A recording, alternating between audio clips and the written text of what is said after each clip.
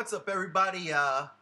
Before we start this episode of the Godzilla Block Party, just really sad news for the community.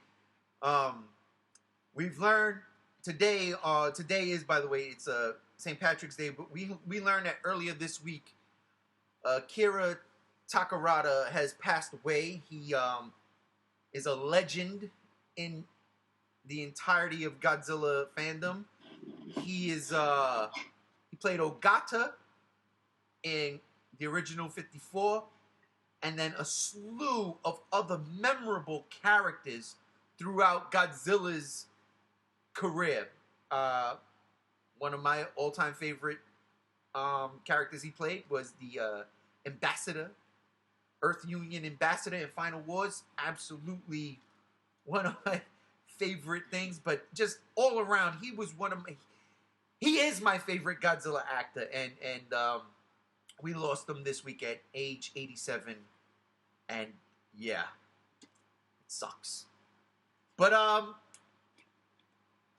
we're gonna be lighthearted. We're gonna have fun on this podcast. There's a lot of things that happened this week also, but I definitely wanted to start out with a shout out to the legend that is Akira.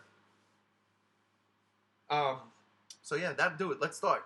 I am G1. This is the Godzilla Block Party. Welcome all. Joining me, as always, my right hand when it comes to Godzilla, G73, a.k.a. Megsy, a.k.a. Chase. How you doing, brother? Oh, man, it's not that bad of a Thursday.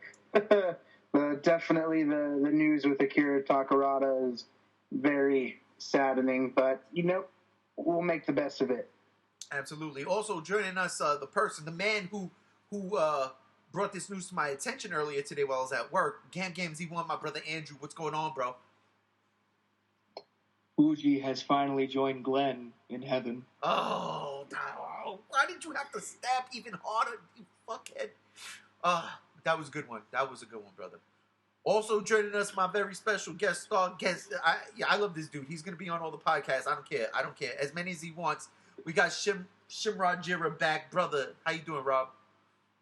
Oh, thank you for having me. And about the same as everybody else, I feel. It's a big loss, but as Chase said, we'll make the best of it. Yeah. Like I said, he is by far my favorite actor in the entire franchise. He's memorable characters. Many memorable characters. One of my favorite characters, and it was funny because I had no idea until recently when I did the Godzilla marathon over Christmas break, his role in Godzilla vs. the Sea Monster was one of my favorites. When I saw him, he was the crook, he was a thief, he was a bad guy. And it was just like, this dude is fantastic with his range, and he lived a long, healthy life. I don't know. He seemed healthy. He was, every time we seen him, he was always in high spirits, even up until recently.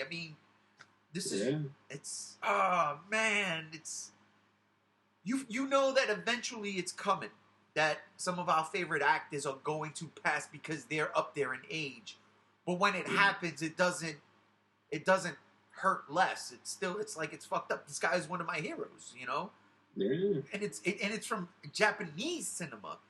It's not even like one of our, homegrown heroes from here in the U.S. It's, oof, man, this one, it hits hard. Yeah, talking about outside of, the extras that were, children at the time of filming, he was one of the last cast members of the original Godzilla that was still around. Right. That's, oh, man.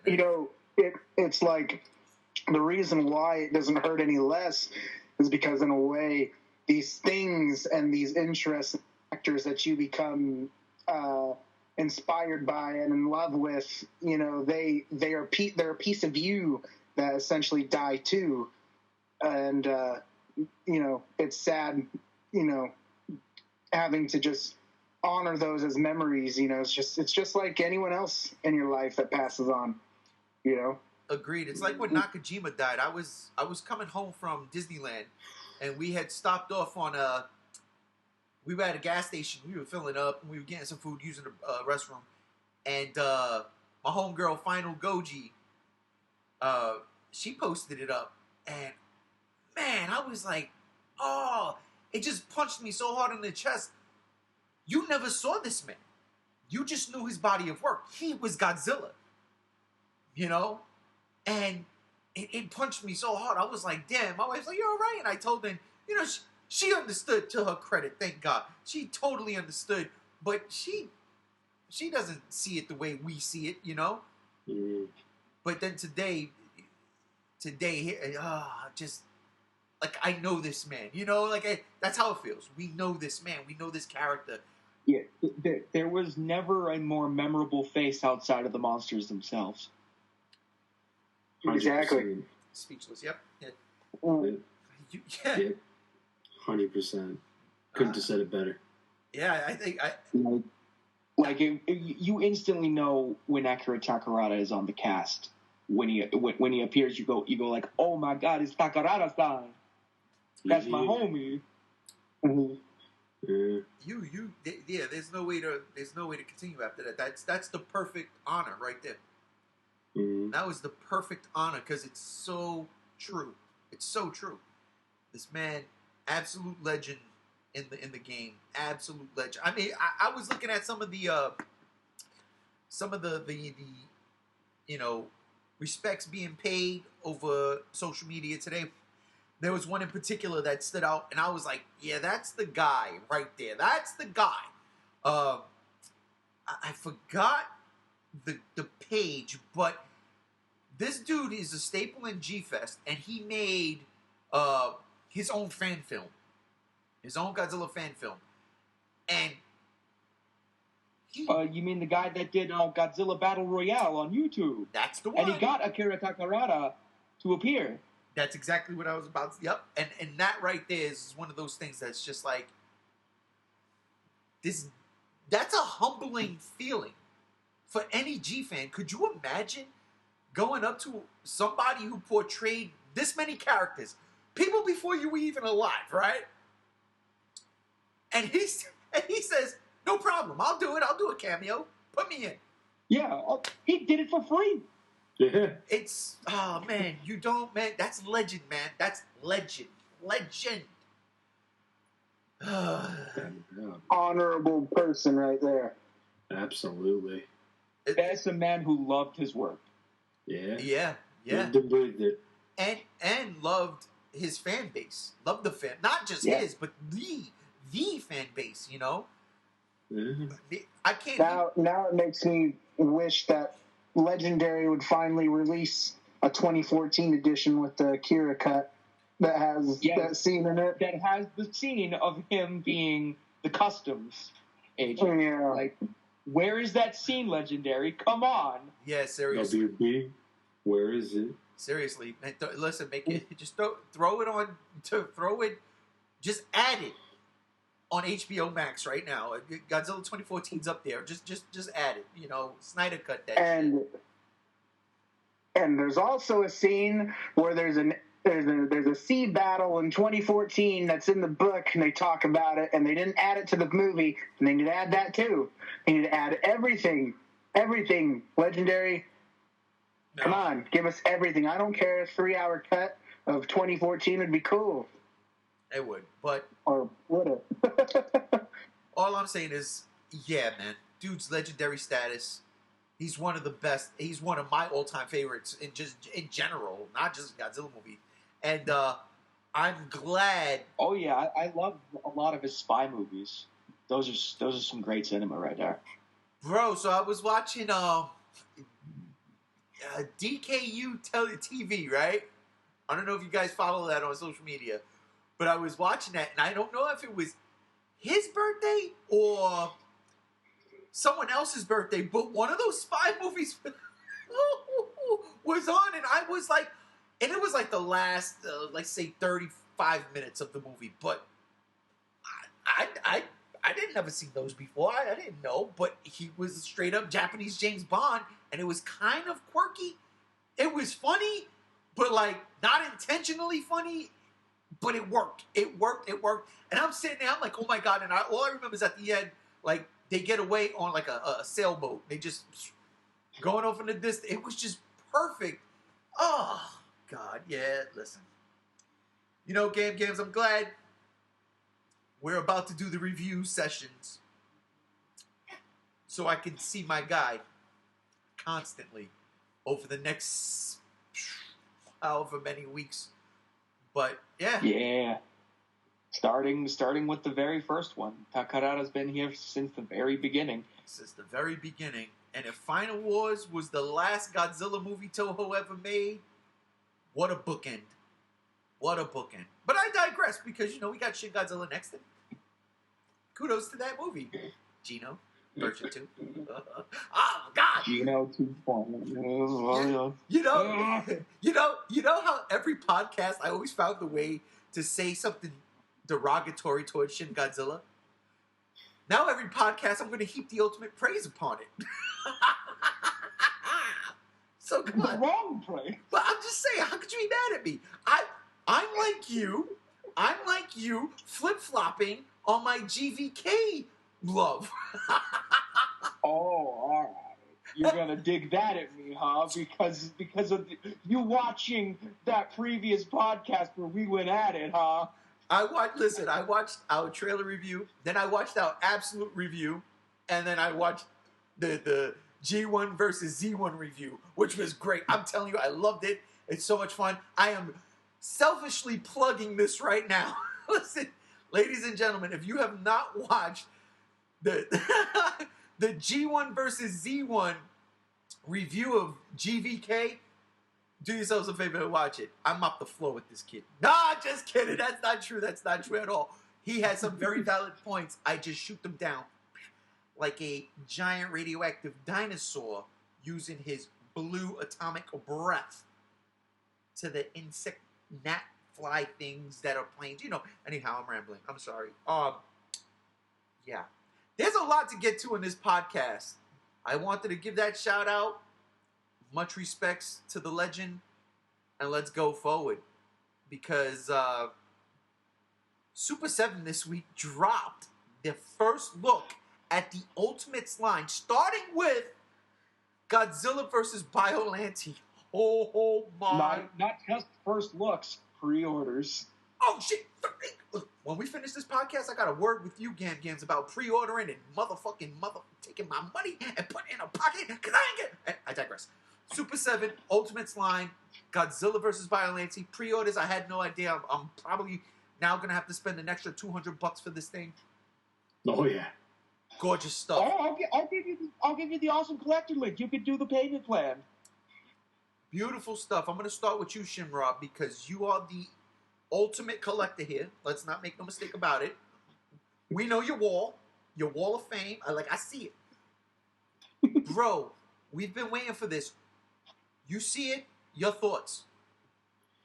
Well, the first thing I thought was, well, hell, I don't need to buy SH Monster Arts anymore. But you literally tweeted that too. Yeah, but frankly, you know, 2 different cuts of 1 corner, whatever. I mean, for one thing, Roseform Biollante, you had me sold on that. You've got mostly, from what it seems, articulated figures with a bunch of accessories, $85 a pop. I was sold. I was absolutely sold. Like, yeah, there's a few quirks about them that got me a little bit concerned, like can he bend at the elbow or whatever. But overall, sculpt on 89 Goji's really, really nice. Biollante looks immaculate. We've got articulated jaws, bendy wire, the whole shabam. The accessories are on point. I'm happy about it. I don't care that there's alternate heads for an open and closed mouth. I don't give a fuck. I'm hyped. And if Biollante and Godzilla look as good as they do right now, I'm extra excited to see what they're going to do for Wave 2 because, hey man, I'm a Biollante fan, so y'all got me. Y'all got me right from the very get-go. And I spent my money. I got my pre-order in. Damn. Chase, what about you, brother? You put out the Godzilla the scale yesterday in our group chat. What's your thoughts on this thing? Oh, almost exactly the same as Rob's, just except that's the test of it, is how they're going to look at launch. You know, because I mean, even NECA's figures look good, and then when NECA released their figures at the end of the day, you know, they're all deformed and gone through hell. And even SH Monster Arts, you get those ones that are all the same, you know. And that's the thing, you know. If they can pull it off to where it looks as high quality as it does, then I'm like, you know what? SH Monster Arts better start stepping up their game. But other than that, dude, I love those figures. You know, Godzilla versus Biollante is one of my favorite films, and that Godzilla just looks amazing.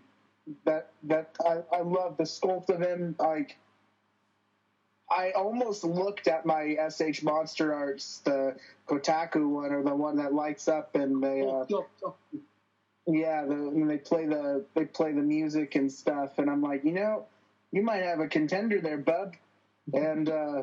You know, I'm stoked for it. If it can come out, like, that's all I'm hoping for is just at launch. If it looks as good as it is, yeah. But that's the only thing making me hesitate putting money on it right now. Is just I don't want to be disappointed and let down when it's $85, and also I don't have $85 right now. Gotcha. Gams, your thoughts on this thing? When I saw these, any doubt that Super 7 was going to flub anything up melted away from me. Rose Biollante, okay?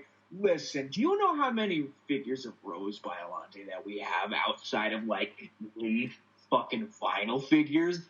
You can count them on one hand, all right? This is Rose fucking Biollante. It is beyond ecstatic that they're starting with this. And not to mention, Godzilla looks fantastic. Now, I did buy the SH Monster Arts, not the Kokyo Kyoku, the regular SH Monster Arts 89. Unfortunately, that got porch post for me. So it was as if Super 7 was looking directly at me and be like, hey, yo, we got you, fam. You might have to just give us the money, but we can replace it for you. And I'm like, thank you so much. So what exactly happened to yours? It got porch post. Somebody stole it off my porch. Oh, fuck. Yeah. Okay, I didn't understand what you said at first. I thought you said port posted, and I'm like, what does that mean? Yeah, porch post. Mm-hmm. Yeah. Very unfortunate series of events, but Godzilla himself looks very nice. The head sculpt, in my opinion, is even more accurate than the SH Monster Arts head sculpt, especially when it comes to like the close-up shot of the puppet head rather than the suit head. If you get what I'm saying. No, I hear and putting that head on the body just kind of feels right to me because, you know, the suit can only open and close its mouth, but like the puppet was always so expressive and stuff like that, and you get that kind of expressiveness out of these two head sculpts that you get in with this figure, and I love the Biollante vines that wrap around his neck. That was a touch that I didn't think that they would do, but then again, they're a set that are being sold separately, so I guess it makes sense in that kind of regard. What do you mean a set? I thought they were packaged together, one set, not. You can get them packaged together, but normally they are sold separately. So they're $80 a pop? Yeah. Yes. Oh, come on, man, Mezco. Yeah, you're gonna be paying 197. You're gonna be dropping at least $170 for both of them. God, that's. I mean, I paid 190, so. Jesus, that's. Oh, come on. Ugh. Yeah. Well, I mean, that's why I offered the awesome collector payment plan. You pay. I think with this price range, looking at what I paid for the Mezco sets on there, which was about the same price, you're going to be paying like $12 every 2 weeks if you go with the 2 week payments. Listen, I mean, for 3 months. I just paid my car off. I mean, I've got an extra cash flow, but still, fuck, $190. What makes it even worse is that once these things like sell out, they're like done. They're gone. That's how Super 7. Yeah. Like Super 7 makes them practically to order. So once orders stop, they stop making. I hate these people. I can't stand it. Why am I doing this podcast on this topic? Fucking killing me. I collect comic books, damn it, not toys. Oh, I can't lie. I got a ton one of more them. thing that I really like. One more thing that I really like is the scale. Because most figures that I collect are 6-inch scale figures, meaning that they're about around between 5 and 7 inches tall. These are going to be an 8-inch scale, which means that they're going to be quite a bit bigger. Take, for example, the Biolante that I have for SH Monster Arts. That's made in the 6-inch scale, so unfortunately, neither of these Mezco boys will be able to scale well with her. Not even the Rose form. Like, the Rose form's going to be slightly taller than the final form because the SH Monster Arts is in the 6-inch scale rather than the 8-inch scale. I'll tell you this. Which makes me wish that they did final form too, maybe eventually, please. I'm sure they have to, right? You would think. Oh, not Mezco. Super 7, please, Eddie. Like just pair a final form Biolante with like a Biolante Bio Goji. Yeah, just pull a NECA. Yeah, right.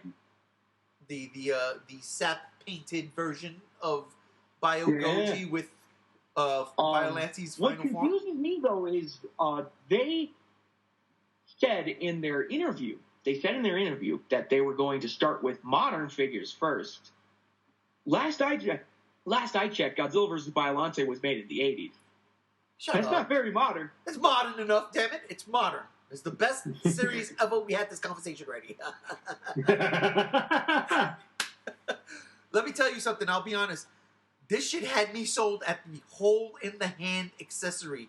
I lost my shit because when I saw that for the first time in the movie, I was like, oh, Godzilla's never been that injured, even though he had a hole in his head in 85.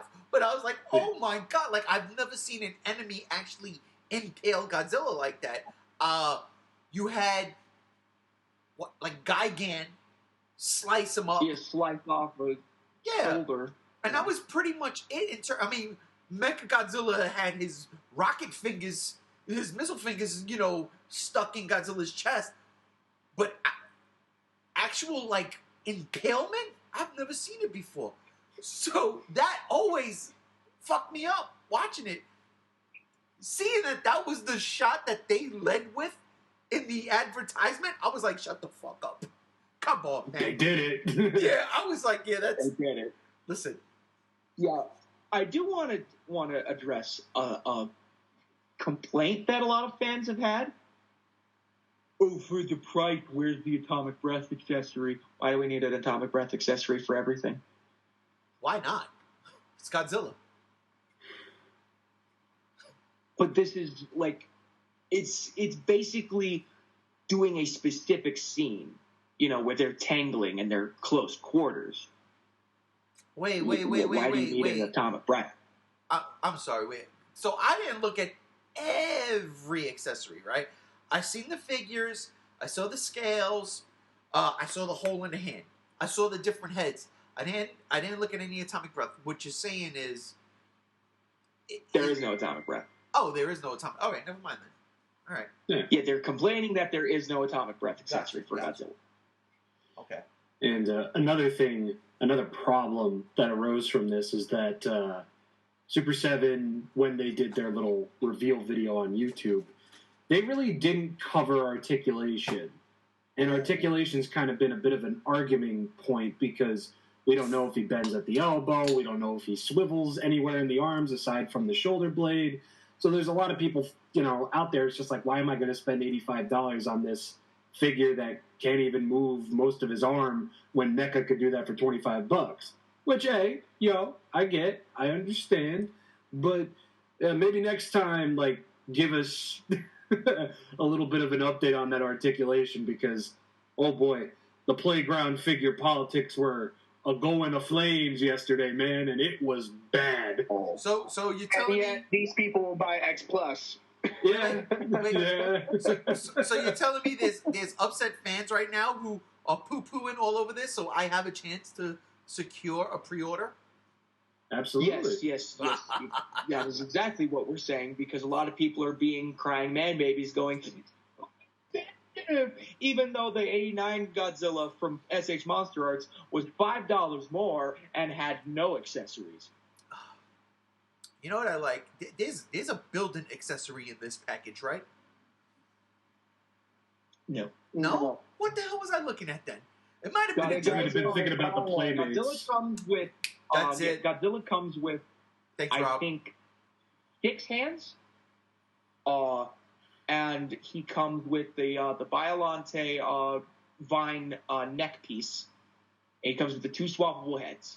Listen, And I'd pay $100. Biolante, Oh, go ahead.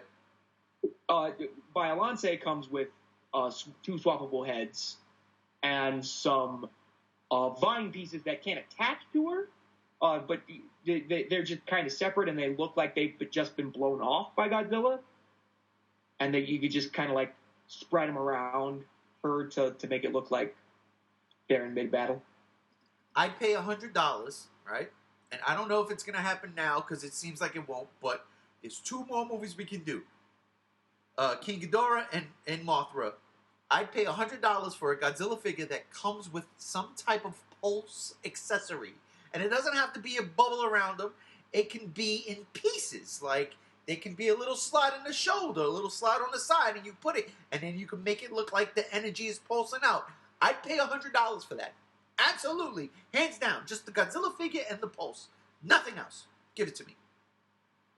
I agree. It would also be nice to have an 8-inch Mothra back on the market, because it's been since 1992. Oof. Think about that. I think it's 1992. Correct me if I'm wrong. But is that coming? It's been a very... Is that coming with this Ultimate line? I mean, Super 7 basically said that no movie is off the table. Yeah, and it's called the Toho Ultimates line, not the Godzilla Ultimates line. So we don't know... Exactly, that too. So we could be getting gargantuous for all we know. Oh my God, we just talked about this. Yeah, we did. We could be getting Matango. Probably not, but... We could be getting Frankenstein and Baragon. Oh! That would be lovely. Listen. Still need to watch that movie. It's been about, 3 weeks? A month? Come on, 3 weeks. Get with the program. I'm sorry. Damn, dude. Oh, my God. Okay. All right. I have to make a savings account for this damn Ultimates line now. Fuck me. And they're probably going to do 2 waves a year, so... This is killing me because, again, like I said, I just paid off my car, and I figured, well, now I got some money to put aside for a fucking arcade 1-up X-Men, an arcade 1-up Terminator 2. Like, my wife would kill me. Now you gotta forego that money for a Godzilla and a Biolante toy. Oh fuck, man! I'm terrified. I'm legitimately terrified because if they're starting with Heisei, I'm not saying that it's gonna be a string of Heisei, but if these beautiful gentlemen and ladies are out here doing this and Godzilla vs. Destroyer is next, I don't know how I'm going to handle that, man, because Destroyer is a beefy thing, and Destroyer in the 8-inch scale? Oh, it's been a while since that too. Oh my God. It's been a long while since that. I mean, the possibilities obviously are endless. It might not all be Godzilla. It's still hype either way. But Destroyer, Orga, I got my tops up there. Destroyer, Orga, motherfucking GMK Godzilla with... make that a 4-pack, please. GMK Godzilla, Baragon, Mothra, Ghidorah. Very cool if they did a Mecha Godzilla one from the '92 film. It had Fire Rodan and Garuda. That'd be cool. Give to me. Yeah, like make the first wave. Make the first wave of the Godzilla versus Mechagodzilla set be Godzilla and Mechagodzilla. The second wave of the set being Rodan and the Garuda. That'd be cool. And then you can snap Garuda onto Mechagodzilla and make him Super Mechagodzilla. Beating Bandai to it, maybe. And they can come with a little junior. A little junior. Yeah, a little tiny, little big boy. And it should be like a little junior and a tiny hamburger you can like clip in his hand. Because he's eating the burger, feeding them all the burgers. Give me that with some accessories like the G-Shocker. Oh, yeah. I mean, like... The G-Crusher. What? Oh, I said the G-Crusher. Oh. Yeah, no. So, like... His name. Oh, real? No. Yeah, it's the grip and... Right, G-Crusher. You know what it is? It's the Japanese dialogue. Every time I hear it, the way he says it, it sounds like he's saying G-Shocker. But you're right, it is G-Crusher. But give it to me. Give it to me, give it to me, give it to me. I want it. I want it all. I'm curious now because if these are going to be double packs, does that mean we're going to get an 8-inch oxygen destroyer with 54? Does that mean we're going to get the Super X with 84? Does that mean we're going to get a bunch of dental trucks with Shin Godzilla? Like, hey yo, like what are we gonna get? What are we gonna do? Like, I just want to go on record. I want to go on record and say, I will pay $200 for a Super X. Just say it. I'm just saying. Yeah, a giant 84 with a giant Super X. Oh boy, pony up the cash. Here we go, greasing them palms, bro. The Godzilla 84 wave from, like, if they do an entire wave for just that movie, right? They could just do 2 separate Godzillas, the suit and the Cybot. That's true. That's true. And that'd be cool for the Space Godzilla one if you get Space Godzilla and a few crystals. Yep. You got it, but you figure if they're doing these... So, okay, let's ask this question. Since they're doing these sets, and right now they started with Biollante, right? There's technically three kaiju in there. There's Godzilla, Biollante's first form, and then her second form, right? If they're $80 a pop, should the second form come with Super X2? If they go that route.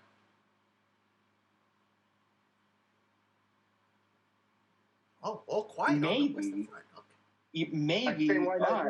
Like they could probably do like a deluxe one because, you know, Final Form Biollante is such a big, massive, hulking unit that they He's could just include Super X. It's Super X2 as an accessory. Yeah, because that's to quote a very good video, that's a huge bitch. And, bro, she's a wave in and of herself, for sure.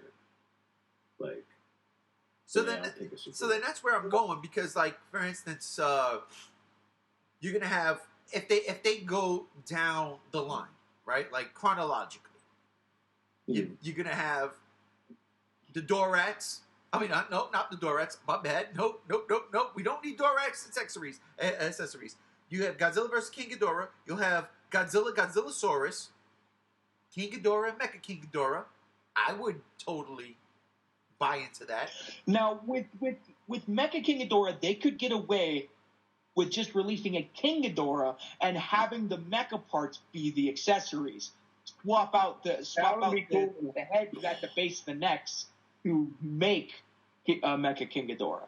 But there's also, you would have to swap out the wings, you would have to swap out the legs because there's metal pieces on everything. Those could be parts. Those could just be parts you could snap on. Yeah. You know what? True. That's not bad at all.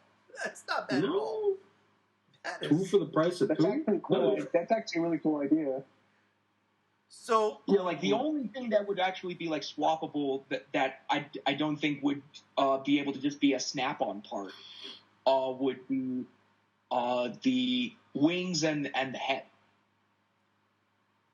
yeah, so the wings, I can see them doing the wings like this. They have those little square block pieces that you can probably pull off and then snap another one in. I could see them if they I do can see something. that. You know, if they go in that route, they Yeah. can do something like that. We can just pull them off and snap the other accessory on. But then you would have to buy another one if, let's say, you want to have Well, like like, Mirror Dimension and have King Ghidorah fight Mecha King Ghidorah standing side by side. You know, crazier things have been done. It's true. Very true.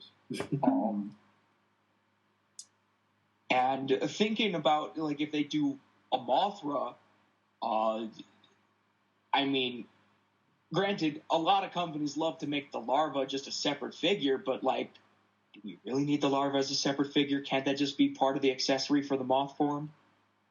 I agree. But then there's 3 sets coming from that too: Batra, Mothra, Godzilla. I would love an egg accessory though. That'd be kind of cool. Yeah. Yeah, I like that. An egg could technically come with Godzilla, since that'd be cool. he always tries to eat that.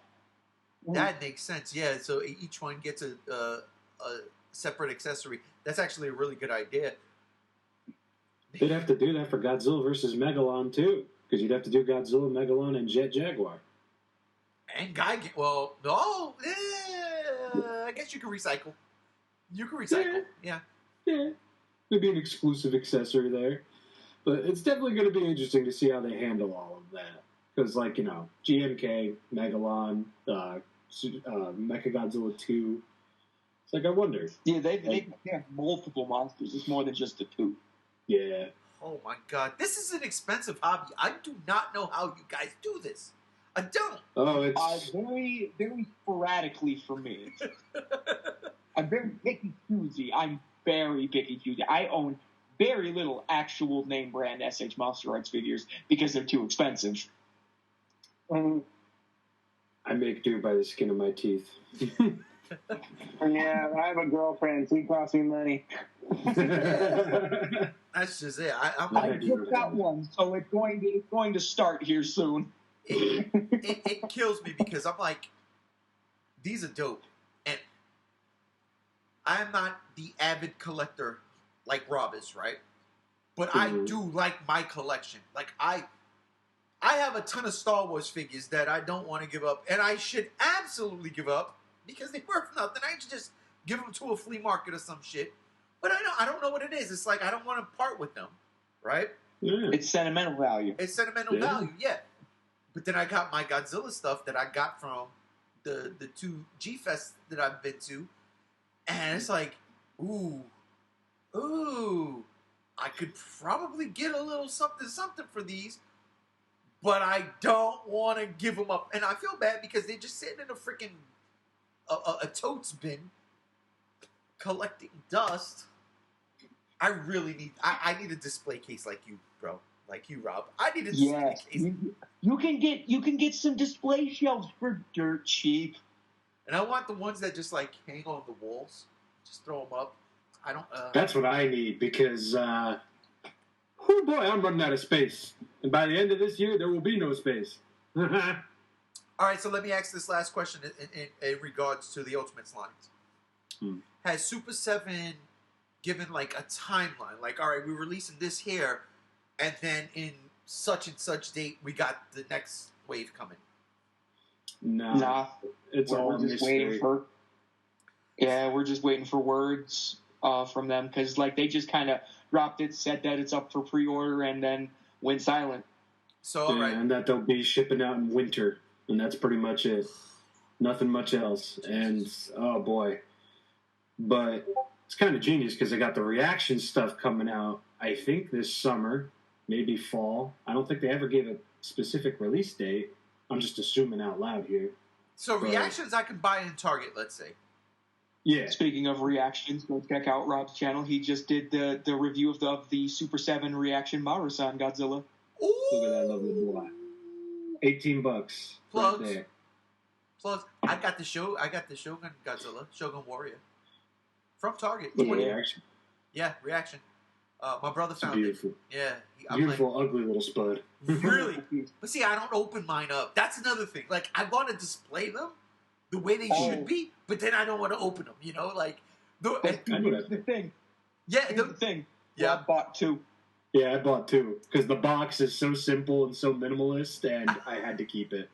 So I had to buy 2 simply for that. I would do it. Box. So we call it, me and my brother, we call it either they're in carbonite or they're in stasis. So then I'm like, I don't want to bring them out of carbonite. I don't want to take them out of stasis. Ugh, it's a mess. That's why I like these. That's why I like Bandai. They don't come in a box. They just come with a tag and a little cardboard, car. I'm like, I'll take it. So okay, if some of them have come in boxes. Some of the big boys, right? Some of their movie lines. Some of the big boys. The first release of the Super 7 Shogun Warriors Godzilla, it wasn't in that card with the window packaging that you probably got. It came in a recreation box that looked like the original Shogun Warriors box. Okay. Yeah, it was pretty sick. That had to be like $40-something. That couldn't have been. No, I think it was $18. Yeah. It was $18 and it sold out super, super quick and then became $40. Yeah. On eBay. Plus. Ladies and gentlemen, you have no idea. I'm so angry right now. I'm not showing it. My allergies are acting up too. But, oh, I need to go work at Target. That's what I need to do. I need to get a job at Target so I can pull these figures as they come. Nope, this is mine. Nope, that's mine. No, that... Yeah, I got 7 of the same thing. They're mine. I'm a collector. And then I'll move them. But, leave me be. Don't touch it. Exactly. So, all right. So then, oh man, that's crazy. Will these Ultimate lines are only pre-order directly from Super 7? No, they're available at Big Bad Toy Store. Like I said, I can give you the awesome collector link so you can do payment plans. What I mean is, will they be like in a Walmart or a Target? No. Okay. The best place you could hope to find them is like local comic book shops if they decide to carry them. Yeah. Yeah, we've got like a toy store, a local toy store over here. They're in the malls, and then driving back one day from a mall with my daughter, we found one not too far from us, and it's just the shop, like in like a strip mall. And I was like, oh my god, they got one here. So that's pretty much where I see like most of these figures, whether it's Godzilla or a lot of NECA Ninja Turtle stuff. That's where I find the majority of them. So I'll check there with the jacked up prices. Good God Almighty. Also, if you have an FYE in your town, check that place because they're usually very Godzilla friendly. They might have them at FYE. I'm not too sure what Super 7's relationship with FYE is because I don't have one up here in Montana. FYE is an import store as well, so they'll get random things. Like I got my Godzilla 2019 King of the Monsters coffee mug with a resin head there, just standing there, and they're like, yeah, some guy just brought it in today, and we just bought it off him and decided to sell it. It wasn't an FYE product, but you can buy like imports there and stuff sometimes. But it just depends what they got. It's like a pawn shop in a way. Which is crazy. It's changed over the years. That's exactly what I was going to say, brother. Because we're basically from the same side of town, right? Major area, yeah. Yeah. FYE was a freaking is a music store when I was in New York. They were mainly like discs, vinyl, cassettes, and everything. Exactly. Everything else came a little bit later. And there's they no were coconuts FYE. before they were FYE. Oh my God, Jesus Christ! Yeah, dude, coconuts. Unlock the memory. Wow, yeah. Oh shit. But yeah, I wish there was one out here. Okay, so ladies and gentlemen, you heard it from my panel of experts. Pre-order these sons of bitches or not, so I can get mine in. And yeah, Gams, me and you, we gotta have a conversation about pre-ordering stuff, bro. Because okay, yeah, I got you, my guy. No, you don't. No, you don't. You're going to love Awesome Collector. I promise you. You could probably start building a collection of X plus figures this way, I'm like a big meaty collection. I'm gonna start crying on the podcast. I'm gonna let everybody know. I didn't get the Godzilla ride figure, man. Wait, you didn't? No. What happened? They said that You get scolded. it was sold out. I thought I had my pre-order in on Godzilla Day. They took the money out my account. They took the money out my account. Did they put the money back in your account? No, it's in a wallet on there, and where I can buy some stuff from there. And which, I'll be honest and be fair, I saw this 56 Rodan, and I was like, ooh. I was like, you would look very pretty right next to my 92 Rodan. Oh yeah. But yeah, man. Oh man, I was disappointed because I was like, wait a minute, let me check. Right? I go on my emails. I forgot the name of the website. I said, let me check this thing out. So I go to my emails and I start just like scrolling down to November.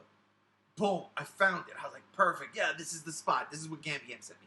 I went in and I go to my account, log in, and then I see the message and it was like 2 or 3 days after I did the pre-order and everything went through. I gave him my account. Everything went through.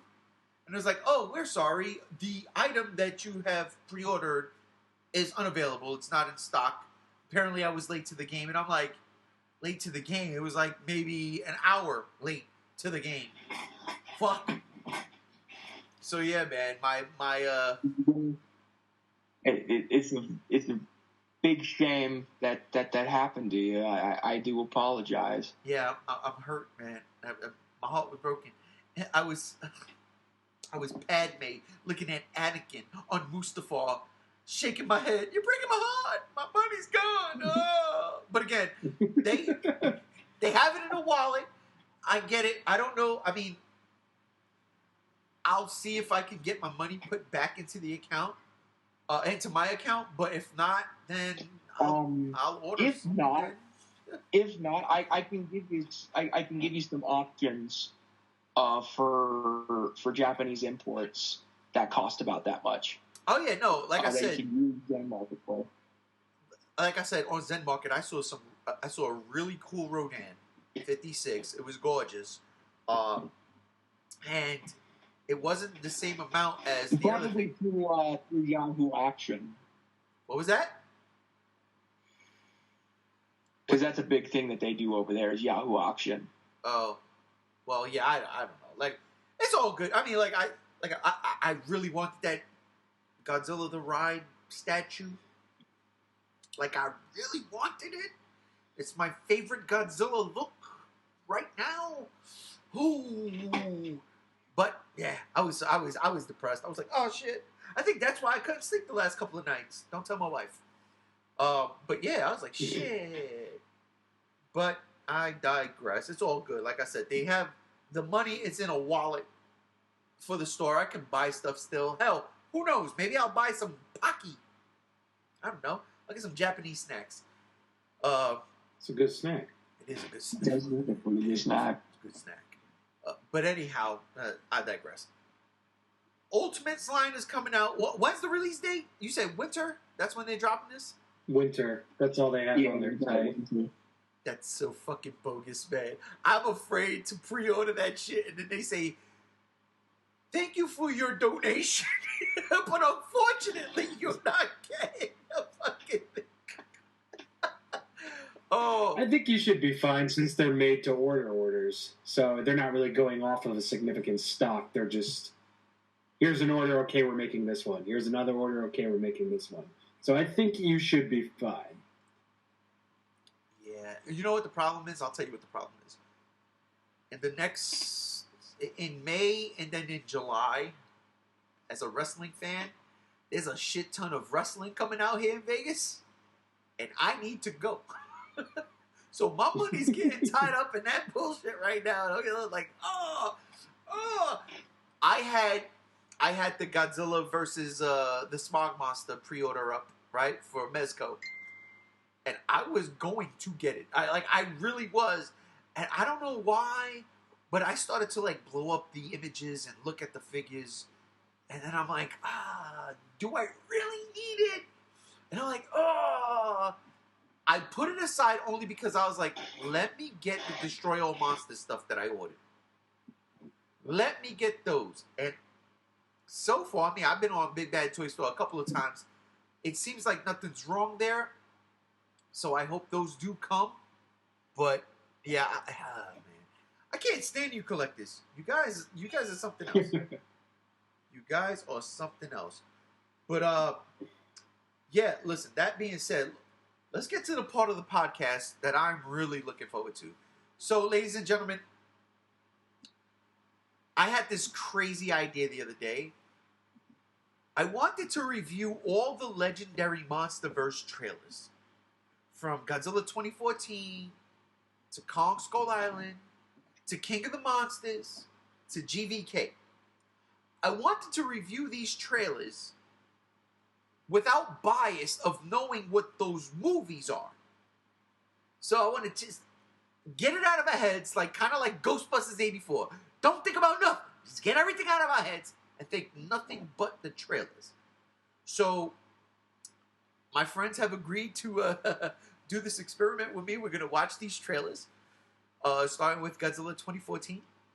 Unfortunately, I cannot play any audio on this podcast because I will get copyright infringed and probably sued by Toho. I can't afford that, especially because I'm trying to buy their fucking toy products. So, what we're going to do is we're going to press pause here, and then we're going to come back for each trailer reaction. So, we're going to start with 2014. We're going to do the teaser trailer and then the official trailer. I think that is the way to go. Fellas, what do you think? Yay? Right? I'm about it. That's what we're going to do. So, we're going to press pause for a second. We'll be back with our initial reactions. We'll see you on the other side.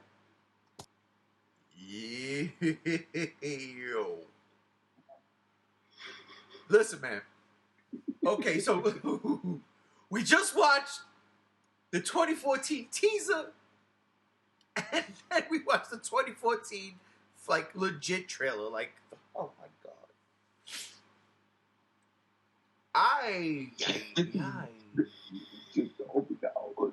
Go ahead and pick who goes first. I'm gonna go with you, Gam. You go first. Okay. This is why 2014 is probably the best of the Monsterverse movies, and this is why these trailers are the best trailers, bar none. King of the Monsters, Declare the Loon, fantastic. Not better than these trailers. We're not there GBK, yet. all heart pumping and hype inducing with the "here we go" and all that rap music. Okay, that's cool. We didn't get there yet. We're talking about this one. We're not there yet. Good God Almighty! We only watched one trailer. One trailer. I know, but I'm just going to. I'm not going to change my opinions. No, that's fine. Wait till the opinionated pieces at the end when we watch all the trailers. You nut. Yeah, Drew. I am not on. Ladies and Before gentlemen, we decided to watch the trailers, the 2014 trailers were going to be my favorite. I thought this was going to be unanimous. ladies and gentlemen, Gam Z1. I love this motherfucker. No, but go ahead. No, look. It's about this particular trailer, and you already shot your load. This particular trailer, Chase. I'm gonna go to you. Chase, Godzilla 2014. We see the teaser trailer. We seen the main trailer. The trailers alone. Your thoughts? I remember when I was doing news for ETN, Entertainment Talk Nation, and I was covering all of the Godzilla 2014 trailers and little teasers and leaks and tidbits. And I remembered thinking that the 2014 Godzilla movies, based off of how awesome those trailers were, was going to be fucking amazing. Because those trailers got me so excited. Like, I thought this was going to be the ultimate Godzilla movie. And it just looked so mysterious but dark and gritty and suspenseful, and it reminded me so much of old Godzilla films in certain aspects, and I just fell in love. I was on board. I mean, the idea of Godzilla being like this mysterious dark passenger type thing, I love that. And I mean, Bryan Cranston with all of that, like bringing in like the conspiracy of it all, trying to bring it to light, and then them uncovering, the trailers making it seem like, like we have awakened a world of creatures now that have been beneath our feet, and now there's this thing more above us that we have to deal with, and technically we don't matter anymore. I love that aspect of 2014, and those trailers highlighted that so well, and every trailer made you want more. It like that's how you grab people to go see this film. And I mean, just when we saw that first shot of Godzilla in the city roaring and the doors are closing, I was like, that was amazing. That was like, okay, show us this movie now, because obviously this movie is going to be brutal. And I just, the trailers were just, those trailers captivated me so well.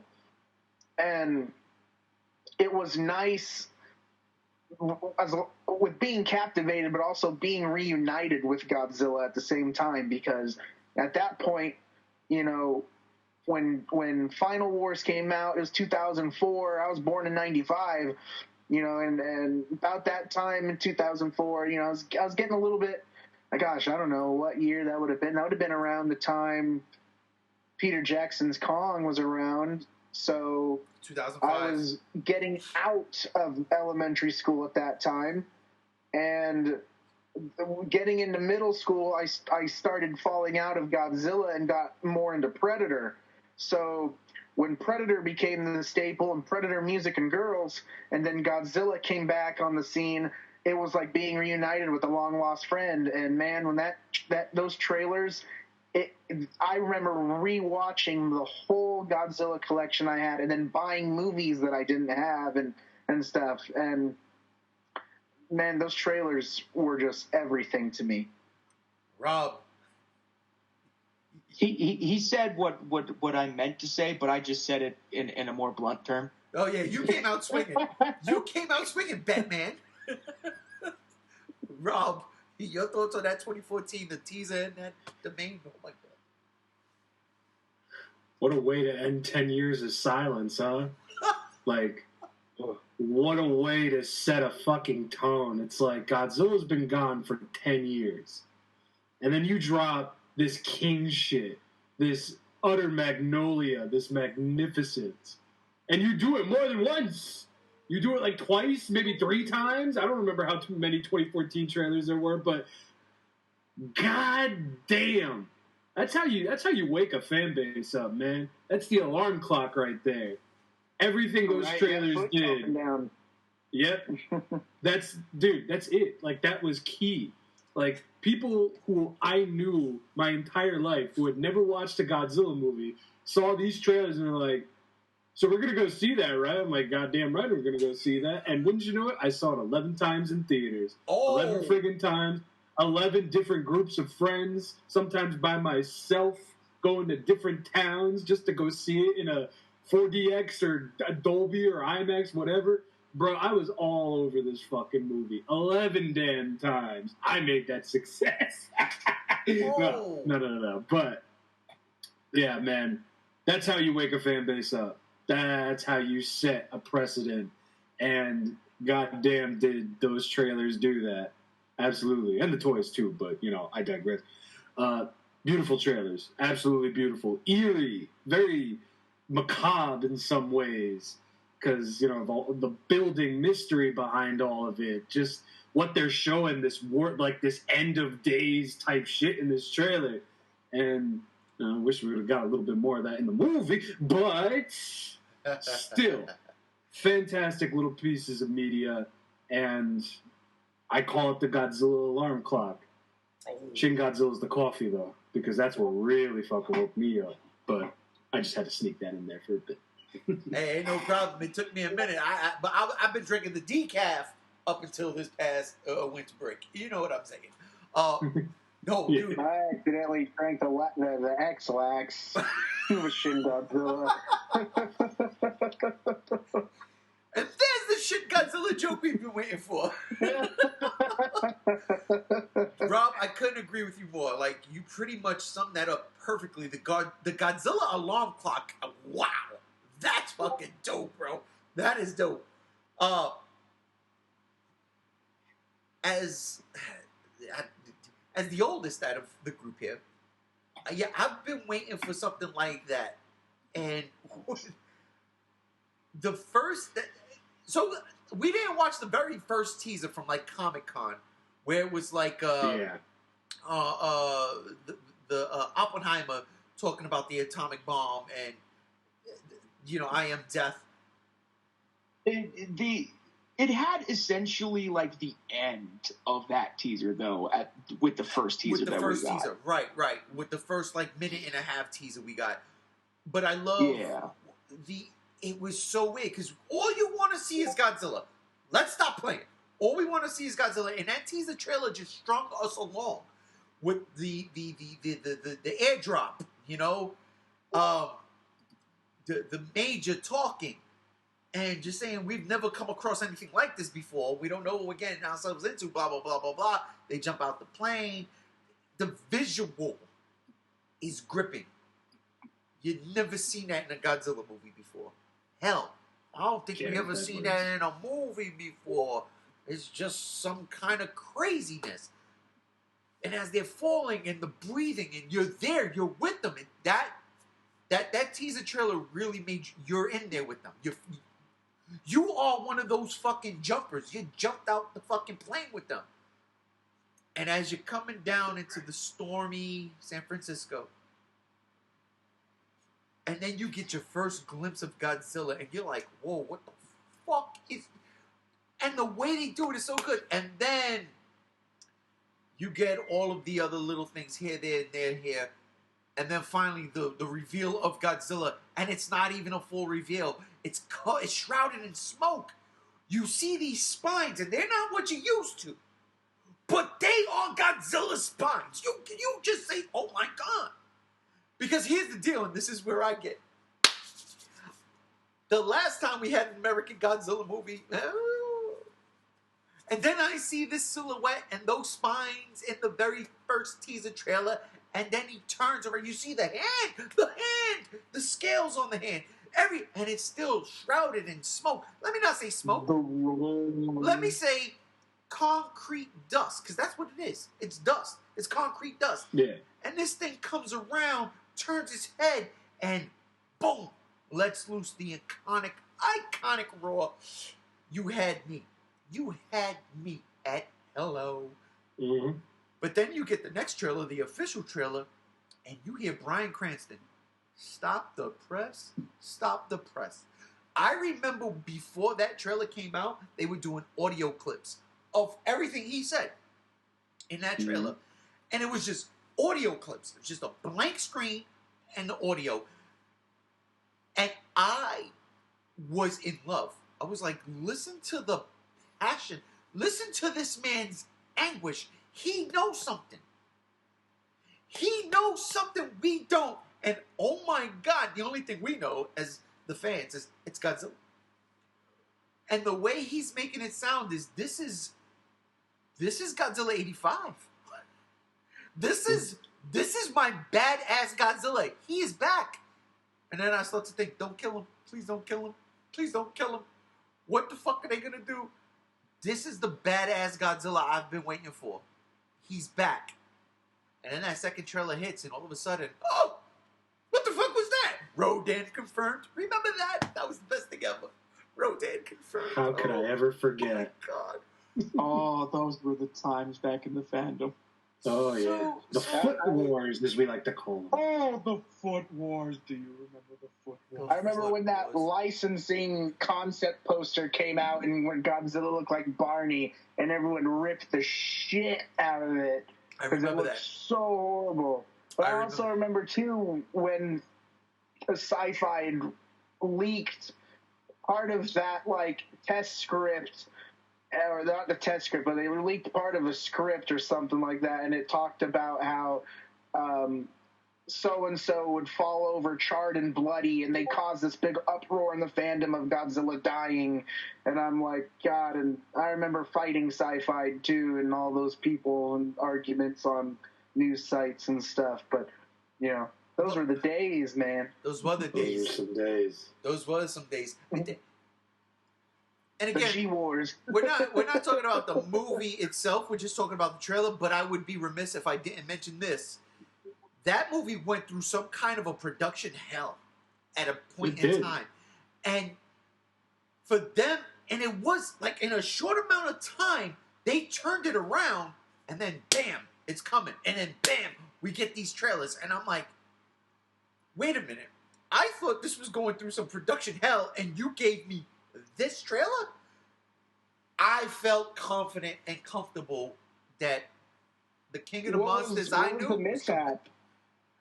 It was like contract negotiation. It was something. It was always. It's always about creative. It's always about creative. And there Because was this movie was supposed to come out in 2012 at one point. right, and it was like something about Jan de Bont. It was just. It was a mess. Yeah, I remember that now. Now it's all my memories rejogged. There's some writers that were part of it that got fired. Right. That sued Warner Brothers. Right, Mm-hmm. and that was the thing. Like you said, Chase, you were having arguments with certain people, like Sci-Fi.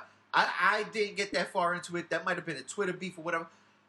Mine was like strictly on Facebook with fans that I found and was like, oh, I'm a Godzilla fan too, and we were vibing back and forth.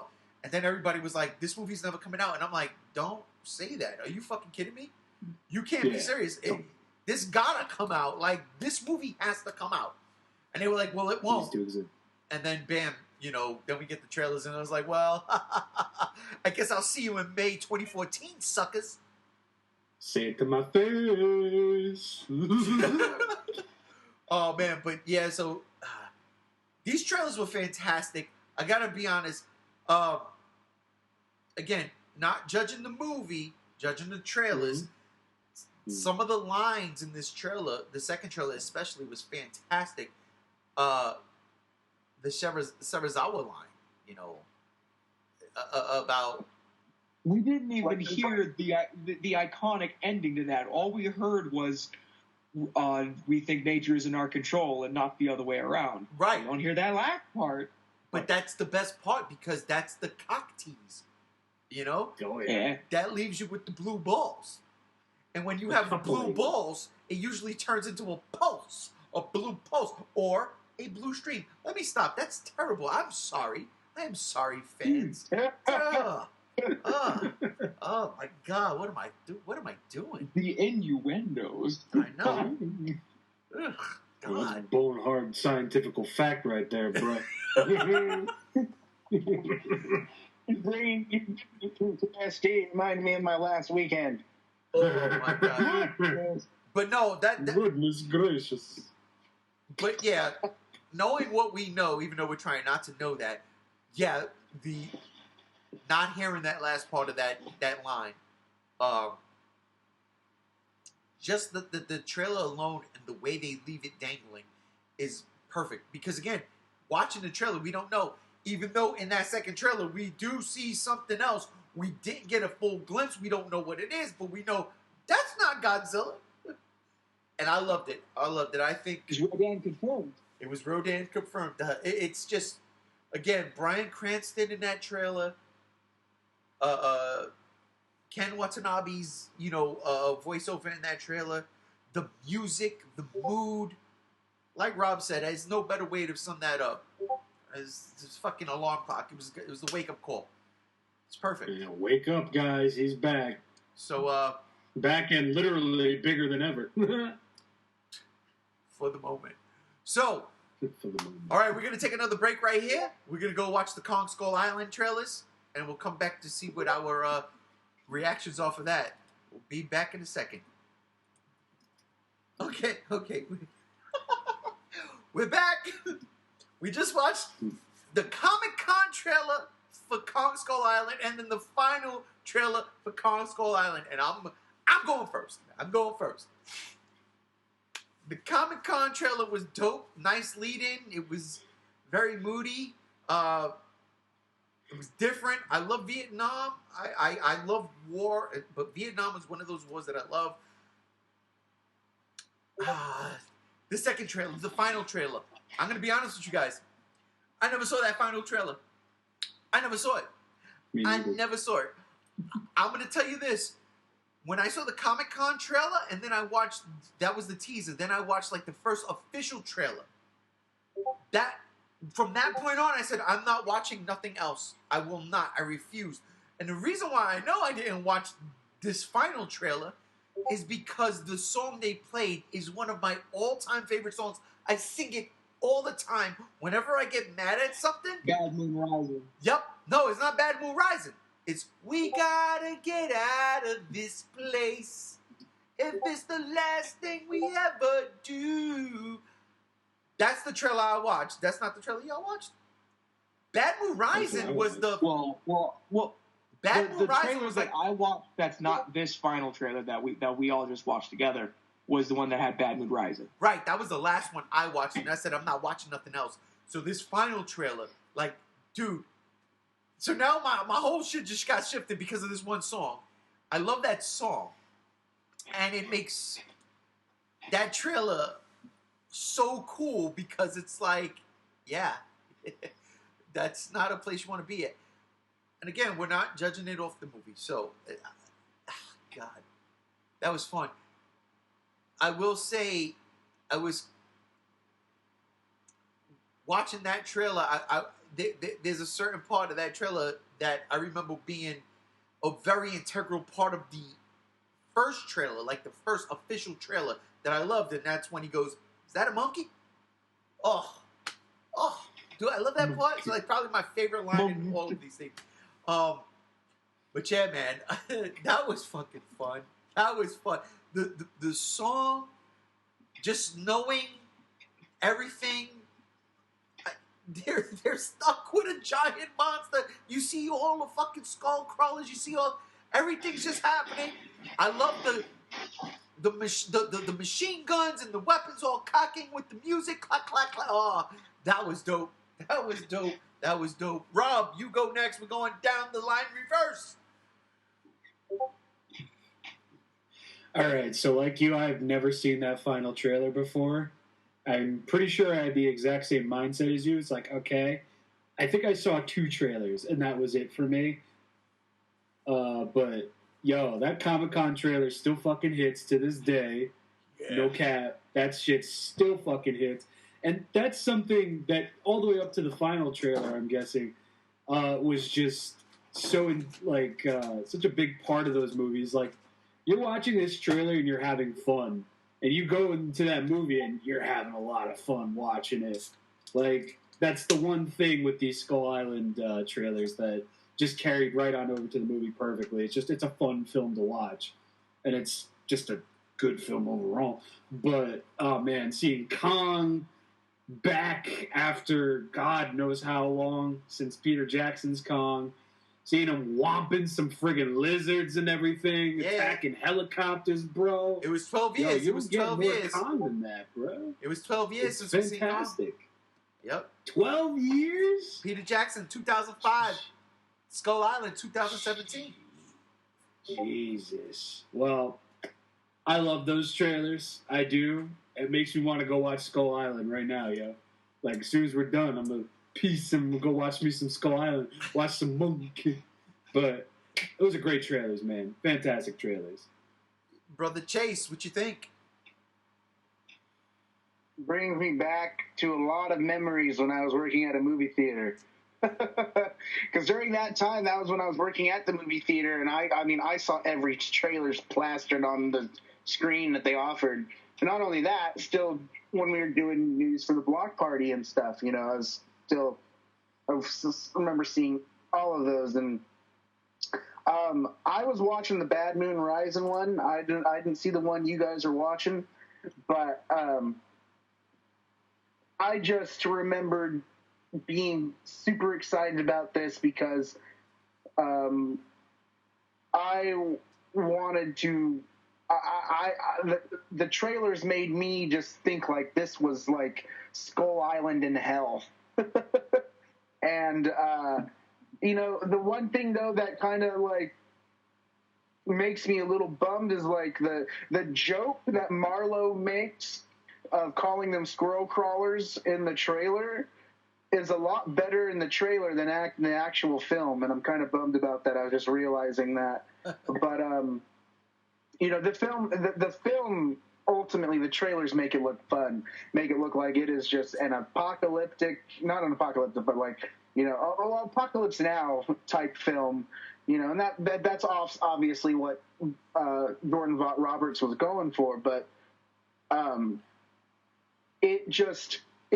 I love those type of movies. I have a soft spot for like, The Lost World and Sir Arthur Conan Doyle's Lost World, and the old King Kong, Uncharted Island fighting monsters, and that trailer just captivated all of that. And man, when Kong throws that palm tree through a helicopter, I'm like, that is the most coolest thing I've ever seen in a long time.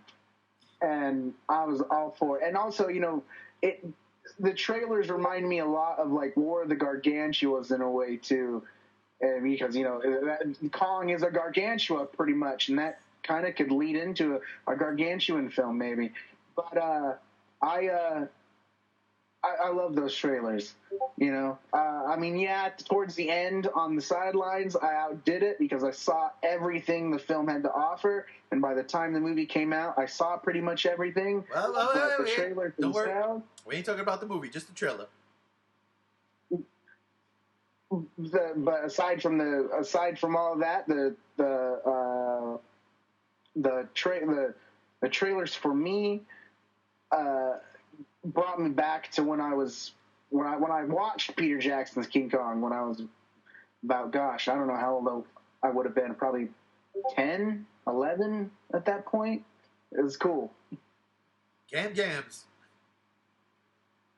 So the teaser trailer had that Monsterverse trailer magic. It had the intrigue, it had the mystery. The final trailer was a typical Warner Brothers trailer. Because Chase is right. I just watched the movie in trailer form. I don't need to watch the movie anymore. I don't like that final trailer at all. Well, all right. Time out.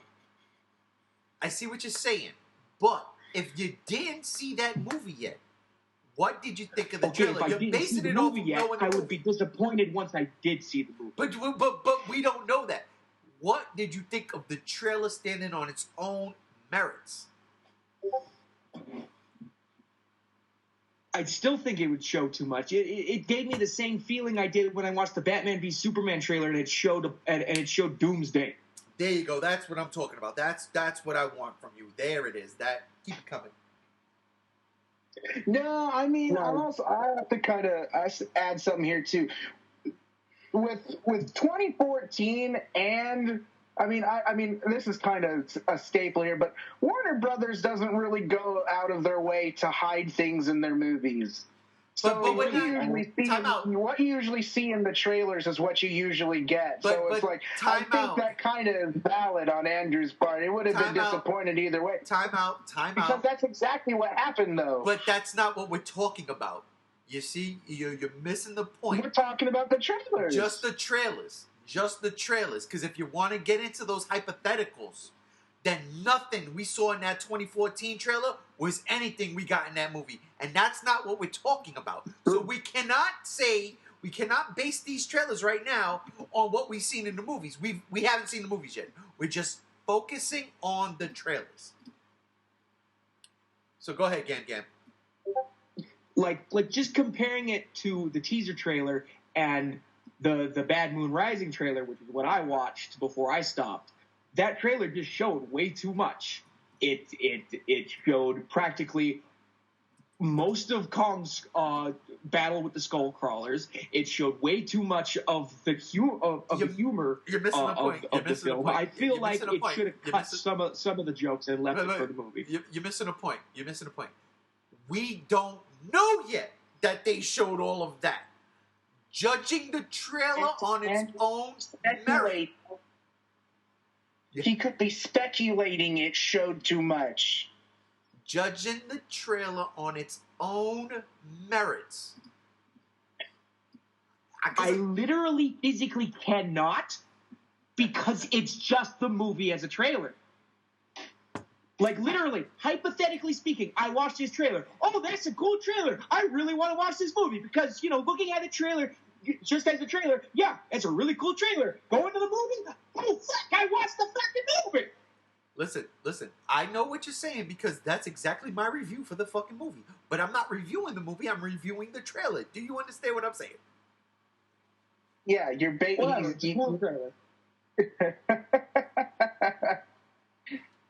Basing it off of the quality of the trailer itself. That's it. I guess it's King of the Monsters this time. What do you think? I'm ready to cry, bruh. We better not see the one with burning Godzilla. Listen. Look. That was the first trailer. Listen. It's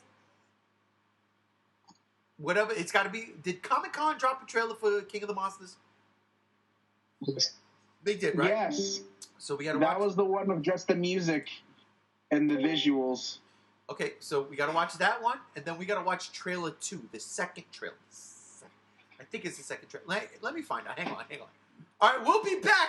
We'll be back with our review for the King of the Monsters trailer. Good God, Gam and Chase. For the fucking love of God. Not the movies, the trailers. Never. Oh. Hey, you guys remember the old movie Short Circuit? Yes. Remember when Johnny Five used to make, like, disses to other robots? He said, "Your mother is a puss bucket." Yeah. Dad? That Short Circuit. I don't know if I've seen that. No. I've seen batteries not included. Should we do this in the interest of fairness, right? Because I didn't watch that final Kong trailer. Chase didn't watch that final Kong. Rob didn't watch that final Kong trailer. I don't know if you didn't watch it. Well, no, because again, the Kong trailer thing was like, you said final Kong trailer. I was like, oh, I don't know, I guess. But I know I didn't see that final Kong trailer. Fairness, should we watch the final Godzilla King of the Monsters trailer? I guess. I mean, so yeah, I guess. You know what? You're right. It's part of the marketing. All right. Okay. You're right. You know what? We'll be right back. I gotta watch that last trailer. Here's the deal. After that second trailer, I said no more. I'm not watching it. That's why the Kong final trailer caught me off guard because I didn't see it. Because I was like, after the second one, I was like, no more. So okay, we'll be right back. I gotta go watch this final trailer for the first time since 2019. But I failed at the box office because there was just too much fucking marketing. I agree with that 100%. Okay, so I actually did see that final trailer. I gotta be honest. I forgot I watched it because I blew it out of my brain. I tried to forget about it. Yes. You ruined it. Yeah. I guess I'm going first again. Fuck me. Go on. Think about this fucking movie and its marketing. It's not the movie. It's not the marketing. It's the trailer. It's not the movie. It's not the marketing. It's the trailer. That final trailer really put a bad taste in my mouth. I'm gonna be honest, and I think I said this on a previous podcast. One, I don't care about the Over the Rainbow soundtrack. I honestly don't think that fits. No, I don't get that shit out of here with my Godzilla. I don't want to hear that. I don't want to hear Somewhere Over the fucking Rainbow with Godzilla. Doesn't work. I'm not feeling it.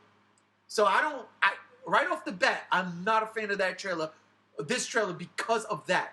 Second, what was with those jokes in the trailer? Terrible. Fucking whack. I ain't with it. What the fuck are we doing here? It's terrible. It is fucking terrible. This is why I took that shit out of my brain. And the only trailer for Godzilla King of the Monsters that exists is that second trailer for Godzilla King of the Monsters. It was perfect. It was Godzilla. It felt it. You felt the power with the music. everything. The story was told. You got it. You was like, oh shit, look, there's Mothra, there's Rodan, there's King Ghidorah, there's Godzilla. And it left me wanting more. That final trailer sucked. That's my opinion. That's my fuck that. Gam Gam, you're up next to make me watch that bullshit, motherfucker. I love you. I love you. The first trailer made me fucking nut. Because we was all wondering what Rodan and King Ghidorah and Mothra would look like. That silhouetted, like lightning fucking shot of Ghidorah spreading his wings was fucking wow. All right. Agreed. That second trailer kept up the momentum. At that point, we all was thinking that was going to be the final trailer, that this was going to be the creme de la creme. We were all just fucking ready. We were all ready. And then the third trailer happened. And then we get to the TV spots. We're not talking about the TV spots, but then why is that third trailer the way it is? They ruined everything. Who on the marketing team thought that was good to put out to the public? You're the reason why this movie failed. You son of a bitch. You could have just stopped it at the 2. We didn't see the movie yet. We just seen the trailer. We didn't see the movie yet. That trailer just sucks. We can assume that people are going to be turned off because of that trailer.